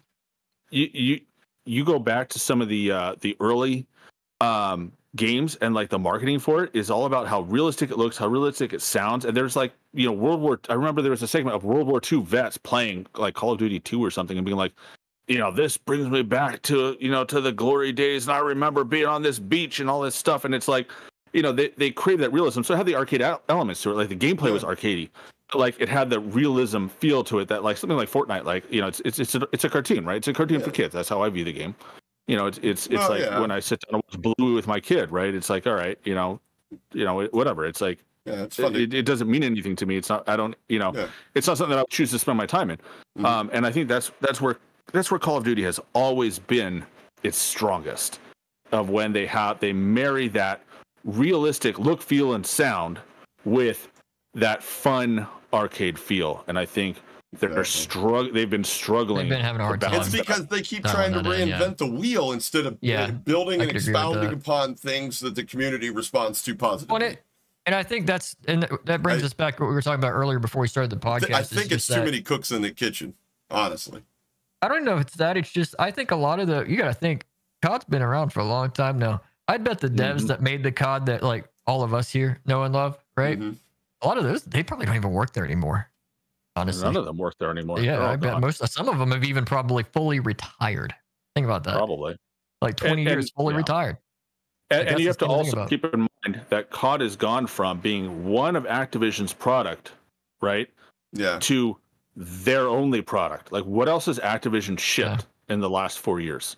That's what true. else have they shipped? They've shut down so many other IPs because they need those people working on parts of it. Earner, though. Well, now we're going into an area where we're part of a much larger organization where we're not the top dog. We are not the main concern. We're not the biggest breadwinner. I mean, we're number. We are lumped in. What mobile games did Activision add? What did they have? They had what's the one? The fucking, was it Candy Crush? It's Candy Crush, right? Candy Crush. Yep. You know how much more money Candy Crush makes than Call of Duty? That's true. A lot. I will say they got one title that made a fuck ton of money, but it's been a long time since it was successful, and that was the Tony Hawk games. But then again, if you ask me, I feel like Call of Duty is slowly divulging into Candy Crush reskinned into like a military sim arcade shooter. Yeah. So I feel like, I think the problem with it is there was like it all comes down to a disconnect with the community. That at the end of the day, like they could implement a lot of the things to make COD feel like really truly feel like COD again and really bring back fun for all skill levels for all players. Yeah. And a lot of that would just come down to them talking to the community again. I think we've entered a technological age, and especially in tech companies like Activision and Microsoft, where statistics are a tell-all, and a lot of companies have grown exponentially by basing everything purely off statistics. But at the same time, there is no better statistic than talking directly to the consumer. And I think with this new age that we've moved into, I think they've somewhat forgotten that. And that is not, Activision's not the only company that's happened to. This has happened with plenty of other companies and different things, not just gaming. And that's why I speak up a lot, I will say this as someone who worked, so I didn't work in gaming. I was in a different tech industry, but products were very comparable to what they do with gaming. And one of the things that was very, very dangerous was actually interfacing with the community, especially outside of like a strict marketing standpoint. One of the scarring experiences that I ran into is I was lead test on a product that shipped and didn't work right and broke things. And right before we shipped it, actually, I pulled the plug on it. and delayed it. We delayed it for a week. And it actually ended up being a really unfortunate product because part of it was raising prices across the board, and everybody loves when you raise prices. And so we went from a Tuesday morning ship to a Friday afternoon ship, and it was purely technical. It was literally like if we shipped it as intended, logging in would charge you a year's amount every time you logged in, and depending on how your cookies are set, you could have to log in on every page, right? That would get expensive very quickly. Yeah, that would have been bad.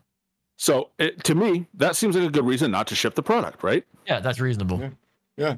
And so we delayed it. And we shipped on Friday, and Monday morning there were like 4,000 messages of people so angry because we conspired to ship it right before a weekend.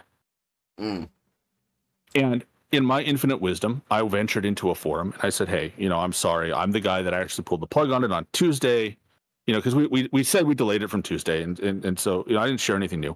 But I said, hey, we were going to delay this from Tuesday. And we had to ship it Friday because of a bug, and it was a really bad one. It would have been a big problem. I can't share details of what it was going to do, but, I'm sorry, right? Like, I deleted my forum account and never went back. Oh yeah, I'm sure you got harassed crazily. Well, what I say about communication though is like vicious. Quick question. Was the company was that Theranos? Are you? I didn't say it killed anybody. I said okay, all right. Just wanted to Zing. I think it's one of those things where if you are, if you ask the community within reason, not like hostile, right? Yeah, not them getting a forum and talk to every single person. There's no way. There's just too many players for that. So what I'm talking about is just like a pool of players that they kind of put it together. Maybe pros in the league. I mean, they've got, dear God, how many to choose from there? People that play all the time, that get hands on and can give a kind of a deep understanding. Yeah. So maybe a pool of the pro players, some of their select content creators, and just like, before they ship things, okay, what do you guys think? What should we do here? What do you guys think are some things that like the community would like to see, and to speak with them? I think that would make massive differences to the quality of things that we're seeing come out, and we could probably even avoid a lot of issues before they ship, honestly. And I think they used to do that. Well, that's part of the biggest lie I'm finding in this whole blog is when they talk about they're committed to a conversation with their community. I don't fucking feel like that. I feel like you're committed to telling and not listening. And you're never going to learn anything, Telling would be telling's a big step. I've listened to, I've heard from bigger creators like JGod, for example, right? He's mentioned this, and a few other creators that I know, that have gotten invited to stuff. They've been pretty vocal about not being listened to in Modern Warfare 2 era. Are starting to say that that their feedback is being listened to. Like they are seeing things that they've given feedback to, some months before it's announced, their private play sessions that actually are, even if they're not right away implemented, they do start getting implemented. Yeah. So I think can't expect it overnight. It takes time to design things. Understand that. And so I think we are starting to see that. And so I want to give as much grace as I can to the guys working on it, especially under the conditions that they've been forced with all the layoffs and all the, the acquisition and changes in leadership. So, I think I want to be careful about the blanket statements of they're not listening and they're not doing these things, because I don't want to create a scenario in which we keep up this vitriol that we've had for like the last few years, where it's been more or less true, and kind of kill this new, what feels like they're starting to have a change openness to it, right? And so I think I think I'm trying to be cautious in my responses to these conversations. Well, we don't want to encourage people to go out here harassing fucking staff either, because that's not it. That's not the answer. And don't flood the, and it's frustrating to me. So having had to deal with this sort of thing, like I gave that example, but I've also dealt with comments on social media and stuff like that's somewhat often on been my job. And trying to sort through just the angry responses, so they put this blog post out, and the comments, I kind of peek at some of the comments, and it's like, guys, you're just writing comments on that. I mean, but I mean, I think you gotta have an open dialogue, though, even if it's like if it's negative, you got to deal. I mean, it is what it is. In fact, on the opposite side of the token, I think I'm not for harassment, but people having, like there being a negative narrative surrounding the company and the devs, what's going on. Mm-hmm. They kind of encourage that. They ask for it in a sense because, like, for instance, I made the video on when the Sledgehammer did the AMA, right? And they literally took a question from somebody, and I'm like, these are all plants. Like you can tell these questions are all plants. They're either plants or they're predetermined, like they were going to answer these questions, however you want to word that. Because the question was, any word on skill-based matchmaking, and how it's being implemented in the game, literally answered it. And I'm reading that answer, and I'm like, that motherfucking answer don't make any sense to that question. It was like, wait, what? What are you talking about? Connection and what? And then I go back and I look several hours after the shit is over, and I'm taking screenshots for the video. That shit had been edited to ask a completely different question about a completely different topic. So when they do things like that, I'm like, like at the end of the day, personally, I would have rather you just not talk about it and let us just sit here and fucking, live in La La Land or theoretical land wondering about it. You know what I mean? Just letting your little friend groups have their own personal opinions, than to come out and fucking lie to us or some shit like that. Like, at that point, it's like, like. Here's my thing. I have concerns.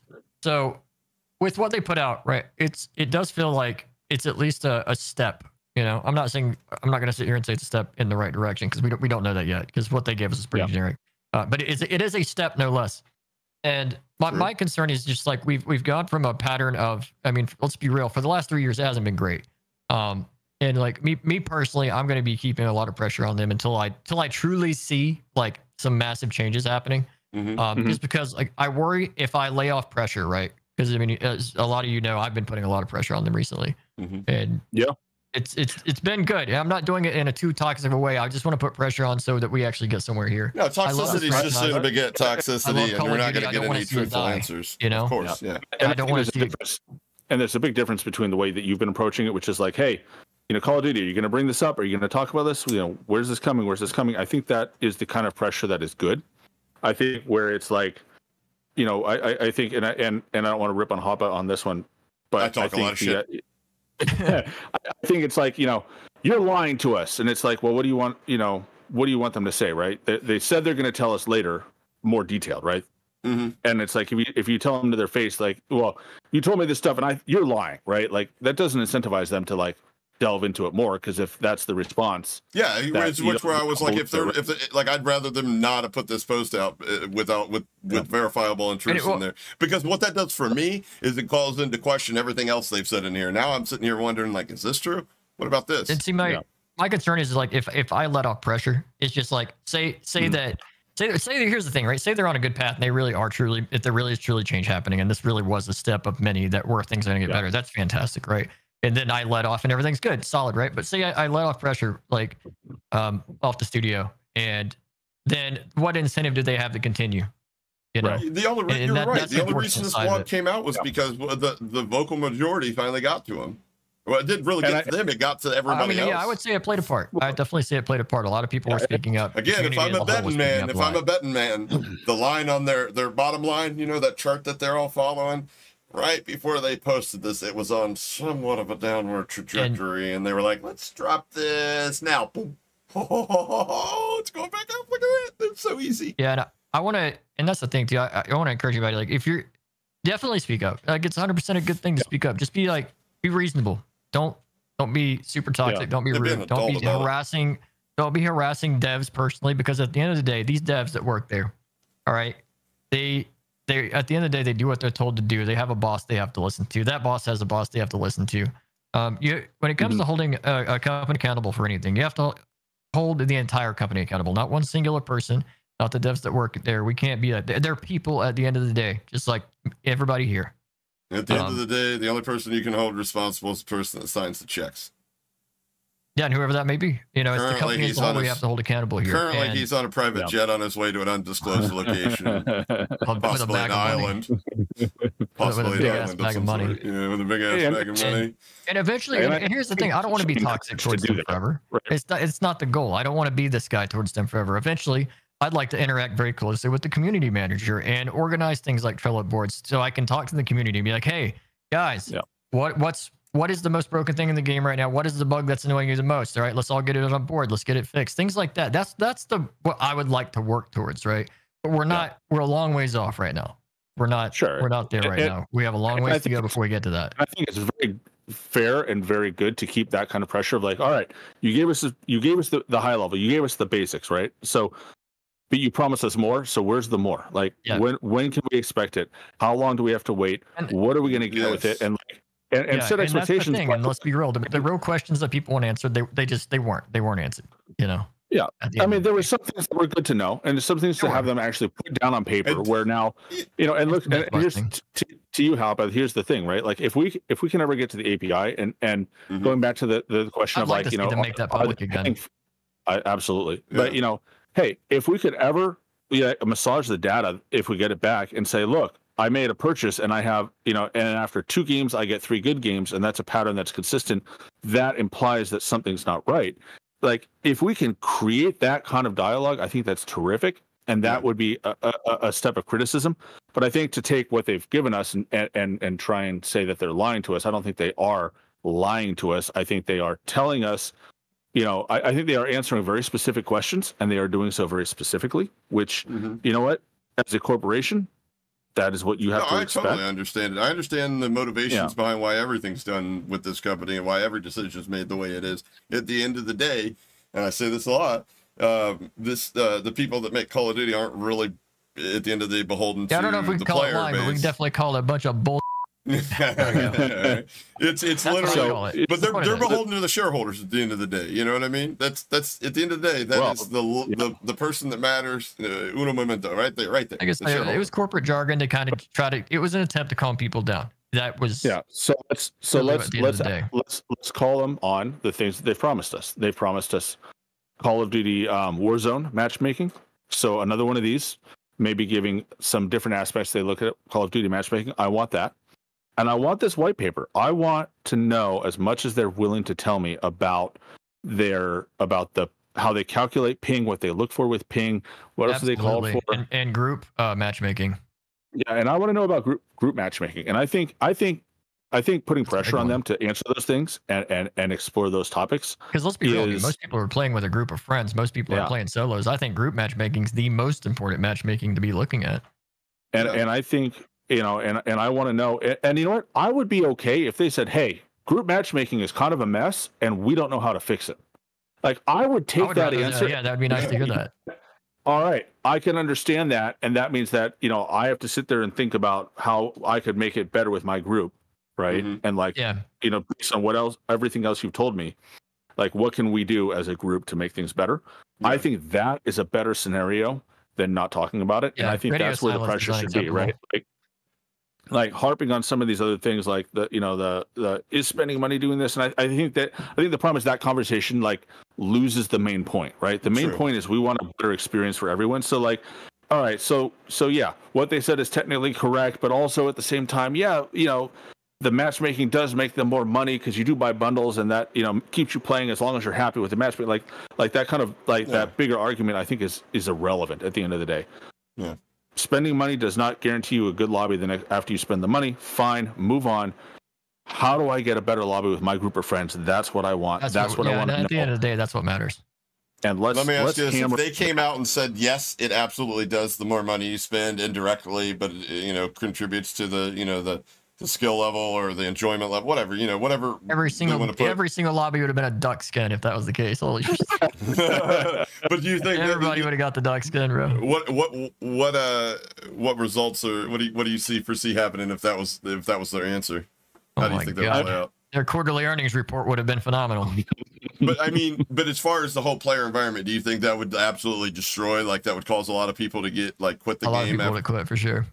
Yeah, you think in the end they'd make less money? They may make like an initial boost, and then people spend all this money and come to find out they're not as good as they really thought they were, and they need some form of SBMM. So yeah. Long term, I think the easiest. You know, I'm a big fan of Occam's razor, right? Like you cut it down to like what's the simplest explanation, and it is almost certainly, like almost always, that is the correct explanation. Not always, but most of the time. And I think at the end of the day, you know, it is as simple as the more you play the game, the more you have a chance to be influenced by the people around you, wearing skins, seeing cool guns. Like the more you're involved in the community, the more you're likely to watch that TikTok video of that cool creator running a duck skin, being a clown, right? Like, and the more you're like, dude, that looks like fun. I would do that, right? I'm not saying that I own a duck skin because of the other 3 guys on my squad. We're all running duck skins and making quack jokes. Definitely not why I bought it, but I happened to buy it because I was the only one in the squad that didn't have it, and I wanted to make quacky jokes too in prox chat, and it was hilarious.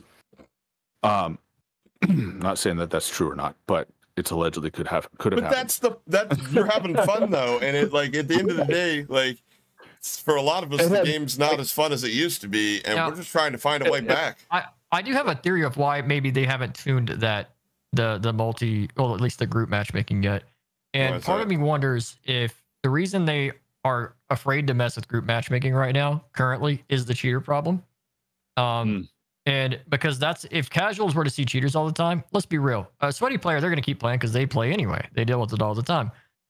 Casuals, if they're seeing cheaters all the time, they're just going to go play other games. Yeah. And part of me wonders if that's one of the issues, is they're worried about exposing their most profitable player base to that. I have a revelation, something that's become apparent to me over the last 6 months or so. There is a this has to be directly attributed to skill-based matchmaking and how tight these buckets, if you will, are of skill groupings.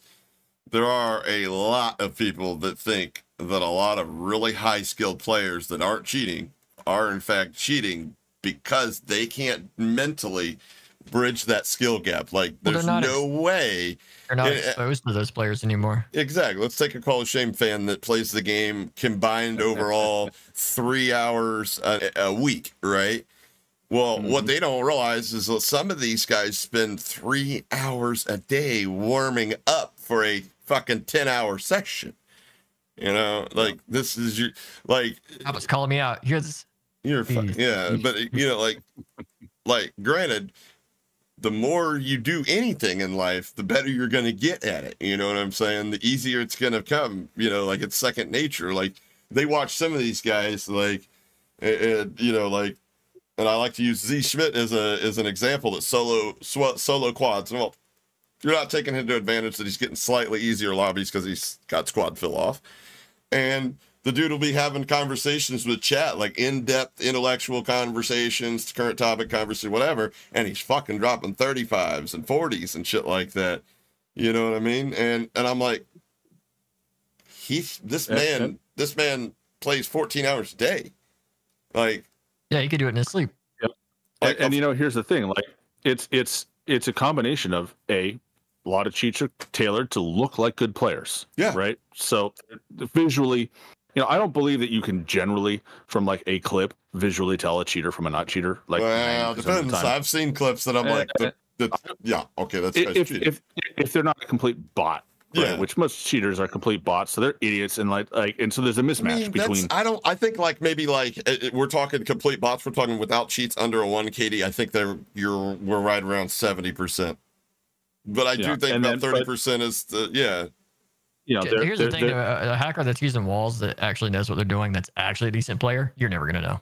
And you gotta be naive to think listen, you know, when Joe was like, dude, how many big streamers are cheating? He's 0. Well, of course, if somebody, you're just gonna move the fucking goalpost. Like what is a big streamer, Joe? 100,000, a million? You're just gonna move the goalpost if somebody big gets caught. Here's my thing. It take NFL, take MLB, NBA, all these professional sports that have extremely stringent oversight of their drug testing policies. But guess what happens? Well, I'm sure he said because zero there's millions of dollars involved. If you can get away with it, people get popped for using PEDs every single fucking day. If I were him, I would have said 0 too, because naive. The amount of impressions he got from saying 0 versus just being honest is probably immeasurable. Yeah, it's a meme now, but I get it. But I mean, like, you got to be extremely naive to believe that cheating isn't wrong. I'm just cheating isn't, you know, especially highly advanced cheating isn't most prevalent. Got to be most prevalent where all the money's to be found. I'm sure he doesn't believe there's 0. I'm sure he said it just to farm impressions. Yeah, but here's my point on why I bring that up is that if you go and you look at the players that are you know, if you look at the top players, right, that all they look basically the same, right? And you can't tell if someone's dirty or not from looking at them. And when somebody who's at that level gets caught, right, everybody looks like a cheater. Yep. And so if you're a casual player, like, all you see is someone gets caught, and then you see their gameplay, and it looks indistinguishable from yours, Caps. Like it's a natural to assume that everybody there is cheating, right? Like that's just where it goes. And look, I'm gonna say there are some people out there. Call of Shame is one of them, and there's some others out there that have made a career basically out of calling everybody a cheater. I mean, you know, to the point that, like, I mean, look, there's a couple of guys that joke about me cheating on Twitter, but I got a couple of guys that follow me around, and, like, they show up on stuff like, oh, that's obviously aimbot and soft walls. I'm like, I'm playing console, dude. Yeah, I get those guys too. Right? And it's like room temperature IQ, you can't help them. Yeah, but it's like the fact that exists is. I mean, Brawl's made a video about me and how I just learned to use my cheats better. I love you guys, dude. Fucking funny. So, I think from the casual and the lower skilled players' point of view, it's like you're, you know, it's not like anything decent looks like cheating to them because they just don't see that type of play very often. Rarely, and when you're faced with it, you're just instantly deleted, right? There's no chance for you to do anything because people like you are just so damn good at this game, and it frustrates the hell out of me. But I'm getting old now. I'm losing it though. Like if I didn't know better, I would have swore this guy has no idea what vagina feels like. Oh, jeez. But you know, I go back to like hockey, right? Like I mentioned, you know, we get these like D1 guys, and it's like they play at a completely different level, and it's like the things that they can do with the stick that I can't do with my stick. It doesn't matter which stick I grab, I can't do it. It is my different curves, different flexes. That's what I'm talking about. I'm not making an inference, I swear. And it's like, it is so amazing to watch them, and playing against them. It's just like, if this wasn't real life, I would swear you're hacking. Right? Yeah, like they VPN'd into your hockey league. Well, yeah, exactly. And so it's kind of like, I think we need to keep pressure on, like with the matchmaking talk and with there being more anti-cheat. Those are the two most important things we need right now. Yeah, give us the white paper. Delve into some of this topic. Like let's put the pressure where it matters. Like let's put the pressure on what matters, and what matters is the stuff they haven't given us yet. Yeah. Like let's get everything they're going to tell us, and then we can sift through and decide how much of it is bullshit. I think that's where we need to be. We need more info on SBMM. We need them to do more with the anti-cheat. And God, please, for the love of God, fix the audio. Yeah. Yeah, I mean, we just put it behind a perk. Obviously, they can fix the audio if you've used the flex perk and arts can tune together. They can do it. Here's my thought though. It's like that leaves console players screwed. It does. It really does. There needs to be just better audio where everybody has access to it. Well, they've got a perk. They've literally got a perk in the game that makes the audio better. Because here's the thing, COD used to be. Here's the thing, COD actually used to be really good at footstep audio. Like really good. Like it used to have some of the best footstep audio in gaming. Imagine if that's what they're doing. They're trying to figure out how to paywall footstep audio. I don't care if I can. I'll pay $15, $20 a month to hear footsteps. Dude, I play on console, and it's I paid $350 for my headset. I paid more than $15 a month if you did the math. I'm getting ready to drop cash on another headset audio because I cannot mix on console enough to hear footsteps in the gulag. But my kill cam is literally like, and I can tell that Art of War has taken off with his latest mixings because the last 2 weeks, every gulag I'm in, I'm being tracked through the wall. Like he's just standing there following me back and forth, and when I pop out, I get gunned. And it took me forever to realize that it's probably not as many walls as I think it is. It is likely audio. I had a clip just that good where I could literally hear a guy dancing on top of me, and I'm like, he's above me, and I literally backed up the stairs pre-aiming him, and he went, and as soon as he peeked me, I fried me. He's like, oh yeah, how the fuck did you know I was there? And I was like, you should go YouTube Art of Wars. Or I asked him, I was like, you on PC? And he's like, yeah. And I was like, YouTube Art of Wars. It's an audio tune. I can literally hear you. I'm live. You can come check me.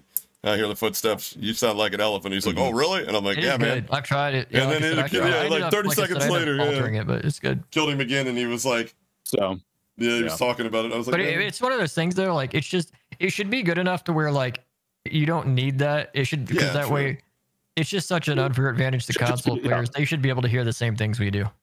Yeah, it should be that is just native in the mix. That as long as you got like a $60-$70 headset, like decent headset, like you should be able to compete with PC players. And that's funny you mentioned that. Because that's the one thing that held me back from like being announcing the reaching out to Sweat VPN. Use code Hapa, check out for 10% off, by the way. And because it was like it did feel unfair that it wasn't something that was available for console yet. And then when they figured that part out, I was like, well, chat's asking me a question. I'm not leaving money on the table. So that's the way that goes. Chat's asking should VPNing should be classified as cheating too, correct? And that's what chat's asking. Let me ask you this. I'll answer your question with a question. What am I taking into that? What do I possess in that lobby that somebody on the other end of it doesn't have or can't obtain? I have skill and talent. So chat, here's my thoughts on it at the current moment. Okay. So with SBMM being very very selective at the moment. Punitive. I wouldn't consider it cheating. Do I consider it kind of shitty? Yeah, it's kind of shitty. So here's the thing. It depends on why you're doing it at the current moment. Is it cheating according to their terms of service? No, it is not. It really depends on your reasoning for it. If you're doing it just to slay bots out for your content because you can't shoot straight and you're actually not a great player, yeah, that makes you kind of I can't say the word. Makes you kind of a loser, okay? And I definitely run into people I know that are VPNing in lobbies that I VPN into for that reason. And don't worry, I slammed them, so they get their payback for that. But if you're a really, really high skilled player and you're running into cheaters constantly, or you're a very high skilled player that has a lot of casual friends, I don't hate on it as long as you're open about it. But if you're out there posting world records and shit and you're running one, I will find you. That makes a good point. And I know who of you out there are using one and posting these records. Just know that. Yeah, but let me remember you ever heard of this chick named Devasaurus? I know exactly who that is. Okay, I thought and this goes back to what Subcam 1KD says was high skilled, and then I was like, I saw the videos and I was like, I'm on the fence, but I'm more inclined to believe that she's probably doing the thing. I was like, you know what, but it doesn't matter that much to me at the end of the day. But and then my opinion changed on it, and the reason it changed on it is one night throughout the course of the night I ran into her about like 4 times, right? It's like, well, obviously, then that's what it is, I'm still susceptible to looking at somebody that's super highly skilled being taken out of that highly skilled game environment and put into a super low skilled game environment, and the skill gap appearing is not just the skill gap, but it's looking like maybe somebody's cheating. Yeah, for my own benefit, to prove to me that I don't think she was, and I get it. You're always going to have the people that are like, she knew you were laying in the bush, she saw your red box, but it would look too obvious, and she jumped around the corner and lasered you like the first 7 times she did. No, and I thought, I jumped up behind her and fucked on her, and I was like, okay, she's not cheating, but she, I mean, obviously VPNing, and take that as how you will. I do it too. There's a couple of, and like I said, there's some situations where I do consider it cheating. For example. If you're a tournament player, okay? For example, I play some tournaments now and then, right? If you're a tournament player and you're doing a kill race, right? You're queuing up, you're doing a duos tournament, you're playing quads, and you are running a VPN and you don't tell them about it, so you can drop high kills and they have no idea what's going on. Or if you're in a quads tourney where you have to run separate lobbies, that's cheating. Sorry, but it is. Whether you want to say it is or not, that is cheating. Kill races are just like the most RNG form of competition, though. I mean, they're not even accurate to like a skill level. Like, there's no way. I don't know. I think everything needs to be custom lobby. I think it's really the only way you get an accurate reading. Yeah, no, it is 100%. I agree. But if you use it for tournaments or things like that, it is 100% cheating. And if you get caught doing that, you should be blacklisted. I know a few people who have, but yeah, they didn't get blacklisted. They should have been. I 100% agree with you on the why, and specifically as like a high skilled player trying to play with like lower skilled players. I mean, that's one of the higher skilled friends as low as 0.4 KDs, and if in my regular lobbies, they get, you can imagine what my lobbies look like. Sub, they are ridiculous. I've watched you play in your lobbies, and I'm terrified for you. They get demolished in there. They don't stand a chance. They get deleted. There's a lot of games where they get 0 kills. Sometimes not even damage. Yeah. And I think it's one of those things where it's like, yeah, you gotta. I think the why matters, and I think the context behind using it matters. Like, you know, I ran a couple of games with Hapa the other day. I run with Black Yoshi. You still run into demons in those lobbies sometimes too. We did. And I will say a lot of those sometimes you get a burger lobby and it feels like a burger lobby, and other times, you know, I run into teams. Like I had one team, they were at least as skilled as we are, if not more, and everybody else in the lobby was kind of weak, but we just beat the snot out of each other the whole time, and then we both got wiped by somebody sitting on top of a hill waiting for us to come out of the gas. Yeah. Mm-hmm. And it was like, serves us right? Yeah, that was more that was us experiencing the variety that a VPN could offer. I'm not over here looking for like people that don't shoot back and shit like that. Yeah, you know what I mean? Yeah, and that's and why it definitely matters. Yeah. It matters a lot. But it's nice not have to worry about your enemy And by breaking terms your of camera. service, it's not bannable. It's not considered cheating. Yeah. And here's the thing: if deal. they really wanted to fucking stop it, they could do it. Now, if they alter group skill-based matchmaking and they make it reasonable, then it becomes cheating. Yeah. By every means of the word, because at that point, there's no reason to do it. Because then at that point, you're literally just searching for bot lobbies for your content, and that's yeah. And I'll go one further than you guys bots. when you say that it's, you know, like it's about, you know, it depends on your reasoning. I don't really think it depends on your reasoning. Although I will say you look like the biggest fucking virgin turbo nerd piece of shit if you're out there posting about your world record and you literally had less than like 300 potential damage shot you back at you. Like, shut the fuck up. If you're running around the lobby and you're not worried about carrying more than like 3 plates, and like you just if anybody tries to say Nick's to drop that 80 kill in a regular lobby, you can eat my taint. I'm sorry. You're not dropping 80 world record. I bet he didn't do it with a fucking Xbox controller either. You're just not doing it. And that's the thing. It's like, I think the why matters a little. But at the end of the day, it's like I said, it's terms of service. It's not cheating. And if you fall on opposite ends of that skill bracket, or like I said, if you're a high skilled player and you're playing with low skilled players, I'd have no problem with it. If anything, it might allow your friends to actually have some fun. Yeah. And until COD decides to alter this matchmaking to make it more reasonable for groups of friends to play together, have fun, do it. It doesn't matter. You're not going to get banned for it. You're not going to get in trouble for it. If anything, it'll put pressure on them to actually do something about it. Yeah, I used to dread telling people in chat. I couldn't use play with anything them. random. Ask people what's good, what works, so you don't end up on some random Chinese website stealing your fucking credit card. Yeah. You know? And I think, you know, I think it also does matter of like, so I'm going to throw a specific example, but I think it's a wider, you know, the issue is wider, is when it's for content. Like, you know, I think during Verdansk there was always that, it's just for content, which, you know, as someone who was typically in more of the lower skill brackets, getting slammed, but occasionally by somebody who shouldn't have been there. And it's good to avoid stream snipers too, I will say. Yeah, and I think, you know, so it's like, you would get people making builds and like taking them into bot lobbies, and it's like, look at this, this is the meta gun, and they would just slam a lobby, and it's like you pull it out and you actually try and run it, and the recoil all over the dog shit. Yeah. What the, That's you know, so what funny. the That's fuck literally what that video I posted yesterday was about. It's like, duh, we're all using VPNs. Like, we have, like, most of these people, they don't have a fucking personality, so it's just gameplay. And that algorithm, you got to put something out every fucking day. You got 6 out of 7 days, got to have some new content. And there's only so many, you know, different combinations of, oh my fucking God, this shit's broken, that you can come up with So, and do in a normal lobby.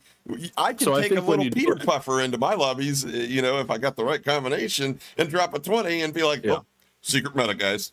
You know, if you're taking VPN as a content creator and you're doing it to create content that deceives your viewers as to like your skill level or like the viability of a gun that you have or something along those lines, right? I think that's another area where I would call it improper use, right? Like it, you know, it's 110%, you know, fraud, right?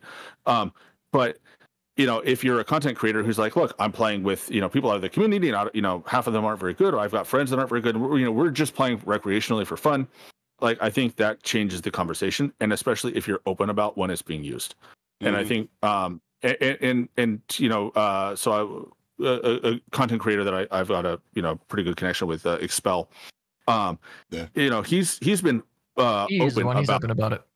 And he's open about it, and part of it is stream sniping or exposing his location to people that would be aggressive towards him, and I think stream sniping, that's one of the best things for it, actually. For those kind of things, I think it's actually almost required, right? For some of the bigger content creators. Yeah, somebody for who gets those stream reasons. sniped by rage hackers, I can attest.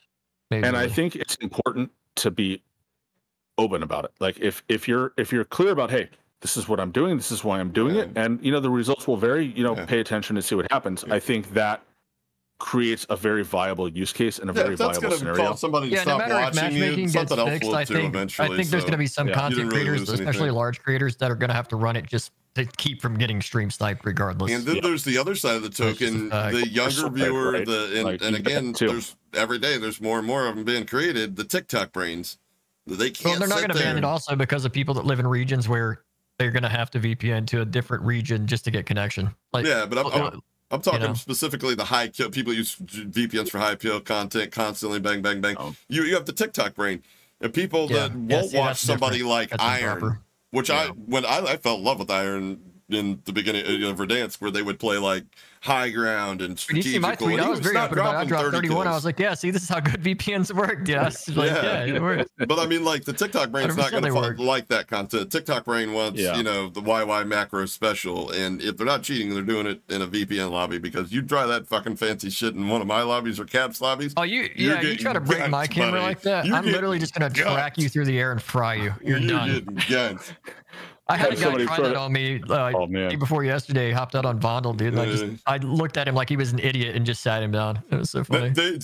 My favorite thing in a VPN lobby is catching somebody else that's playing. You're more than likely VPN, and they'll try, we're running over to the lobby, and then they're running over to the lobby, and they come to me and they do like a 360 off the top rope, try to throwing knife me. You know what I mean? I just drop and spray them down. That's when I will hit the foot pedal to fucking push the talk and be like, oh, what happened, shitter? Oh, you thought you were the only one on the Nigeria config. Time to switch to VPN, pisser. I'll talk a bunch of shit then, But usually when I kill those guys, I'm like, oh, poor little Timmy. If you're going to do it for the right reasons, and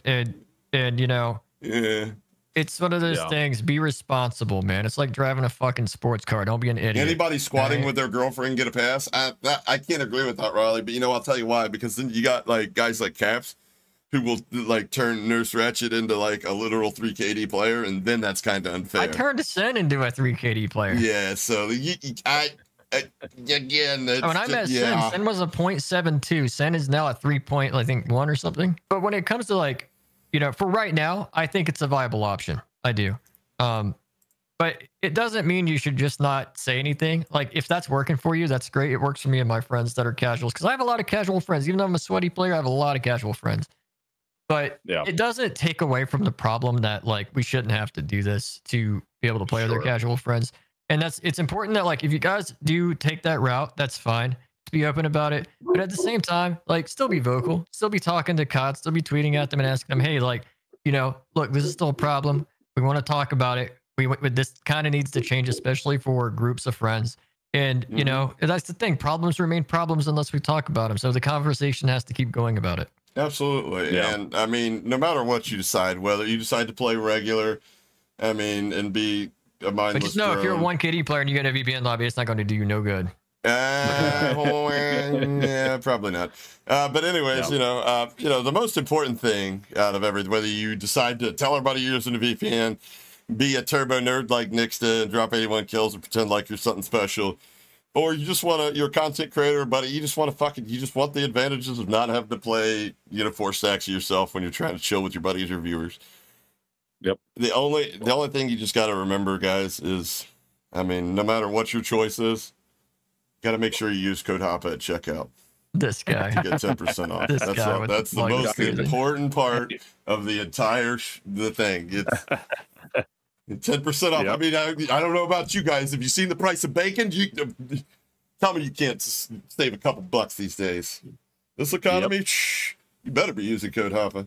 But at the end of the day, I think one thing that the takeaway from this whole podcast and what we've all talked about today, something to keep in mind. We all love Call of Duty. We're all part of the COD community. We got to support each other. and be respectful of each other. Absolutely. And at the end of the day, we all say the things that we do and have the opinions that we do because of our passion for the game. And it's important to remember that instead of hating each other, you know? Facts. One last thing before we get out of here, because we about time here. I've got a fucking turtle head poking. One last question. I'm pretty sure we're all on the same page about this. I mean, theatrics aside, guys, you know, take tinfoil hat off. Does Call of Duty use bots in multiplayer matchmaking? I mean, it's pretty simple. I think in servers, as like, for example, maybe some European servers or some like Oceanic region servers where they have probably low count of players, and I'd say there's a chance they might, because I mean, it would make sense. I'm sure they have trouble filling servers at times there. Nah, I think they send those people to North America or wherever. Like they just ship them off when the servers are that bad. It could be. I think if they used bots, they would. I don't think it's bots. I think apparently there's bots that everybody was supposedly seeing. No, it was a service that would use a AFK program to AFK. Yeah, I read about to that. level it. Oh shit! I looked into it, and it's so true. It's like they basically, it's the equivalent of programming rubber bands to your. They use basically like a for that too. Yeah, and they and then they just create armies of bots, and then you pay to get put in their lobbies. Yeah, Sweat VPN. By the way, if you get premium, it does have an AFK script if you're on PC. So I just wondered if you guys want to do. Yeah, apparently it was just people doing AFK for Apparently just it would probably have been helpful if I read the actual answer Call of Duty gave. It said, and that's why when you would join a lobby, they were trying to get a bot lobby going for somebody for bot lobby services. That's why they would leave, is because somebody accidentally joined the lobby. Yeah. Well, the answer says Call of Duty multiplayer general matchmaking process does not include in any shape or form the use of any members from the CPU. Oh, okay. Oh, I got you. Yep, that's how people are doing the Interstellar really fast. That is correct. But I'd say if they were going to use them though, that would be the purpose for it. But I think most of it was literally people just paying for camo services doing bot lobbies. Yeah, no, it was like that rumor I think is there, and I can tell you exactly why it's worded that way. Level up accounts. Personally, I think with as advanced as AI is, they could replicate a real player and you'd never fuking know it. So I don't think we'd ever know the truth to that question, honestly. I think they could. I don't think they have to. You know, I think they word it the way they do because they want to exclude things like special modes. Like they have the Horde mode coming where they do have AI.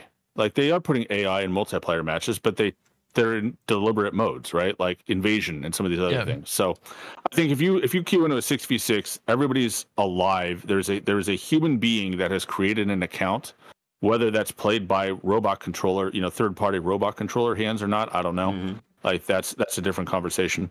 But I don't think Activision is they're not pulling a Fortnite. I'll put it that way. I don't think they're pulling a Fortnite.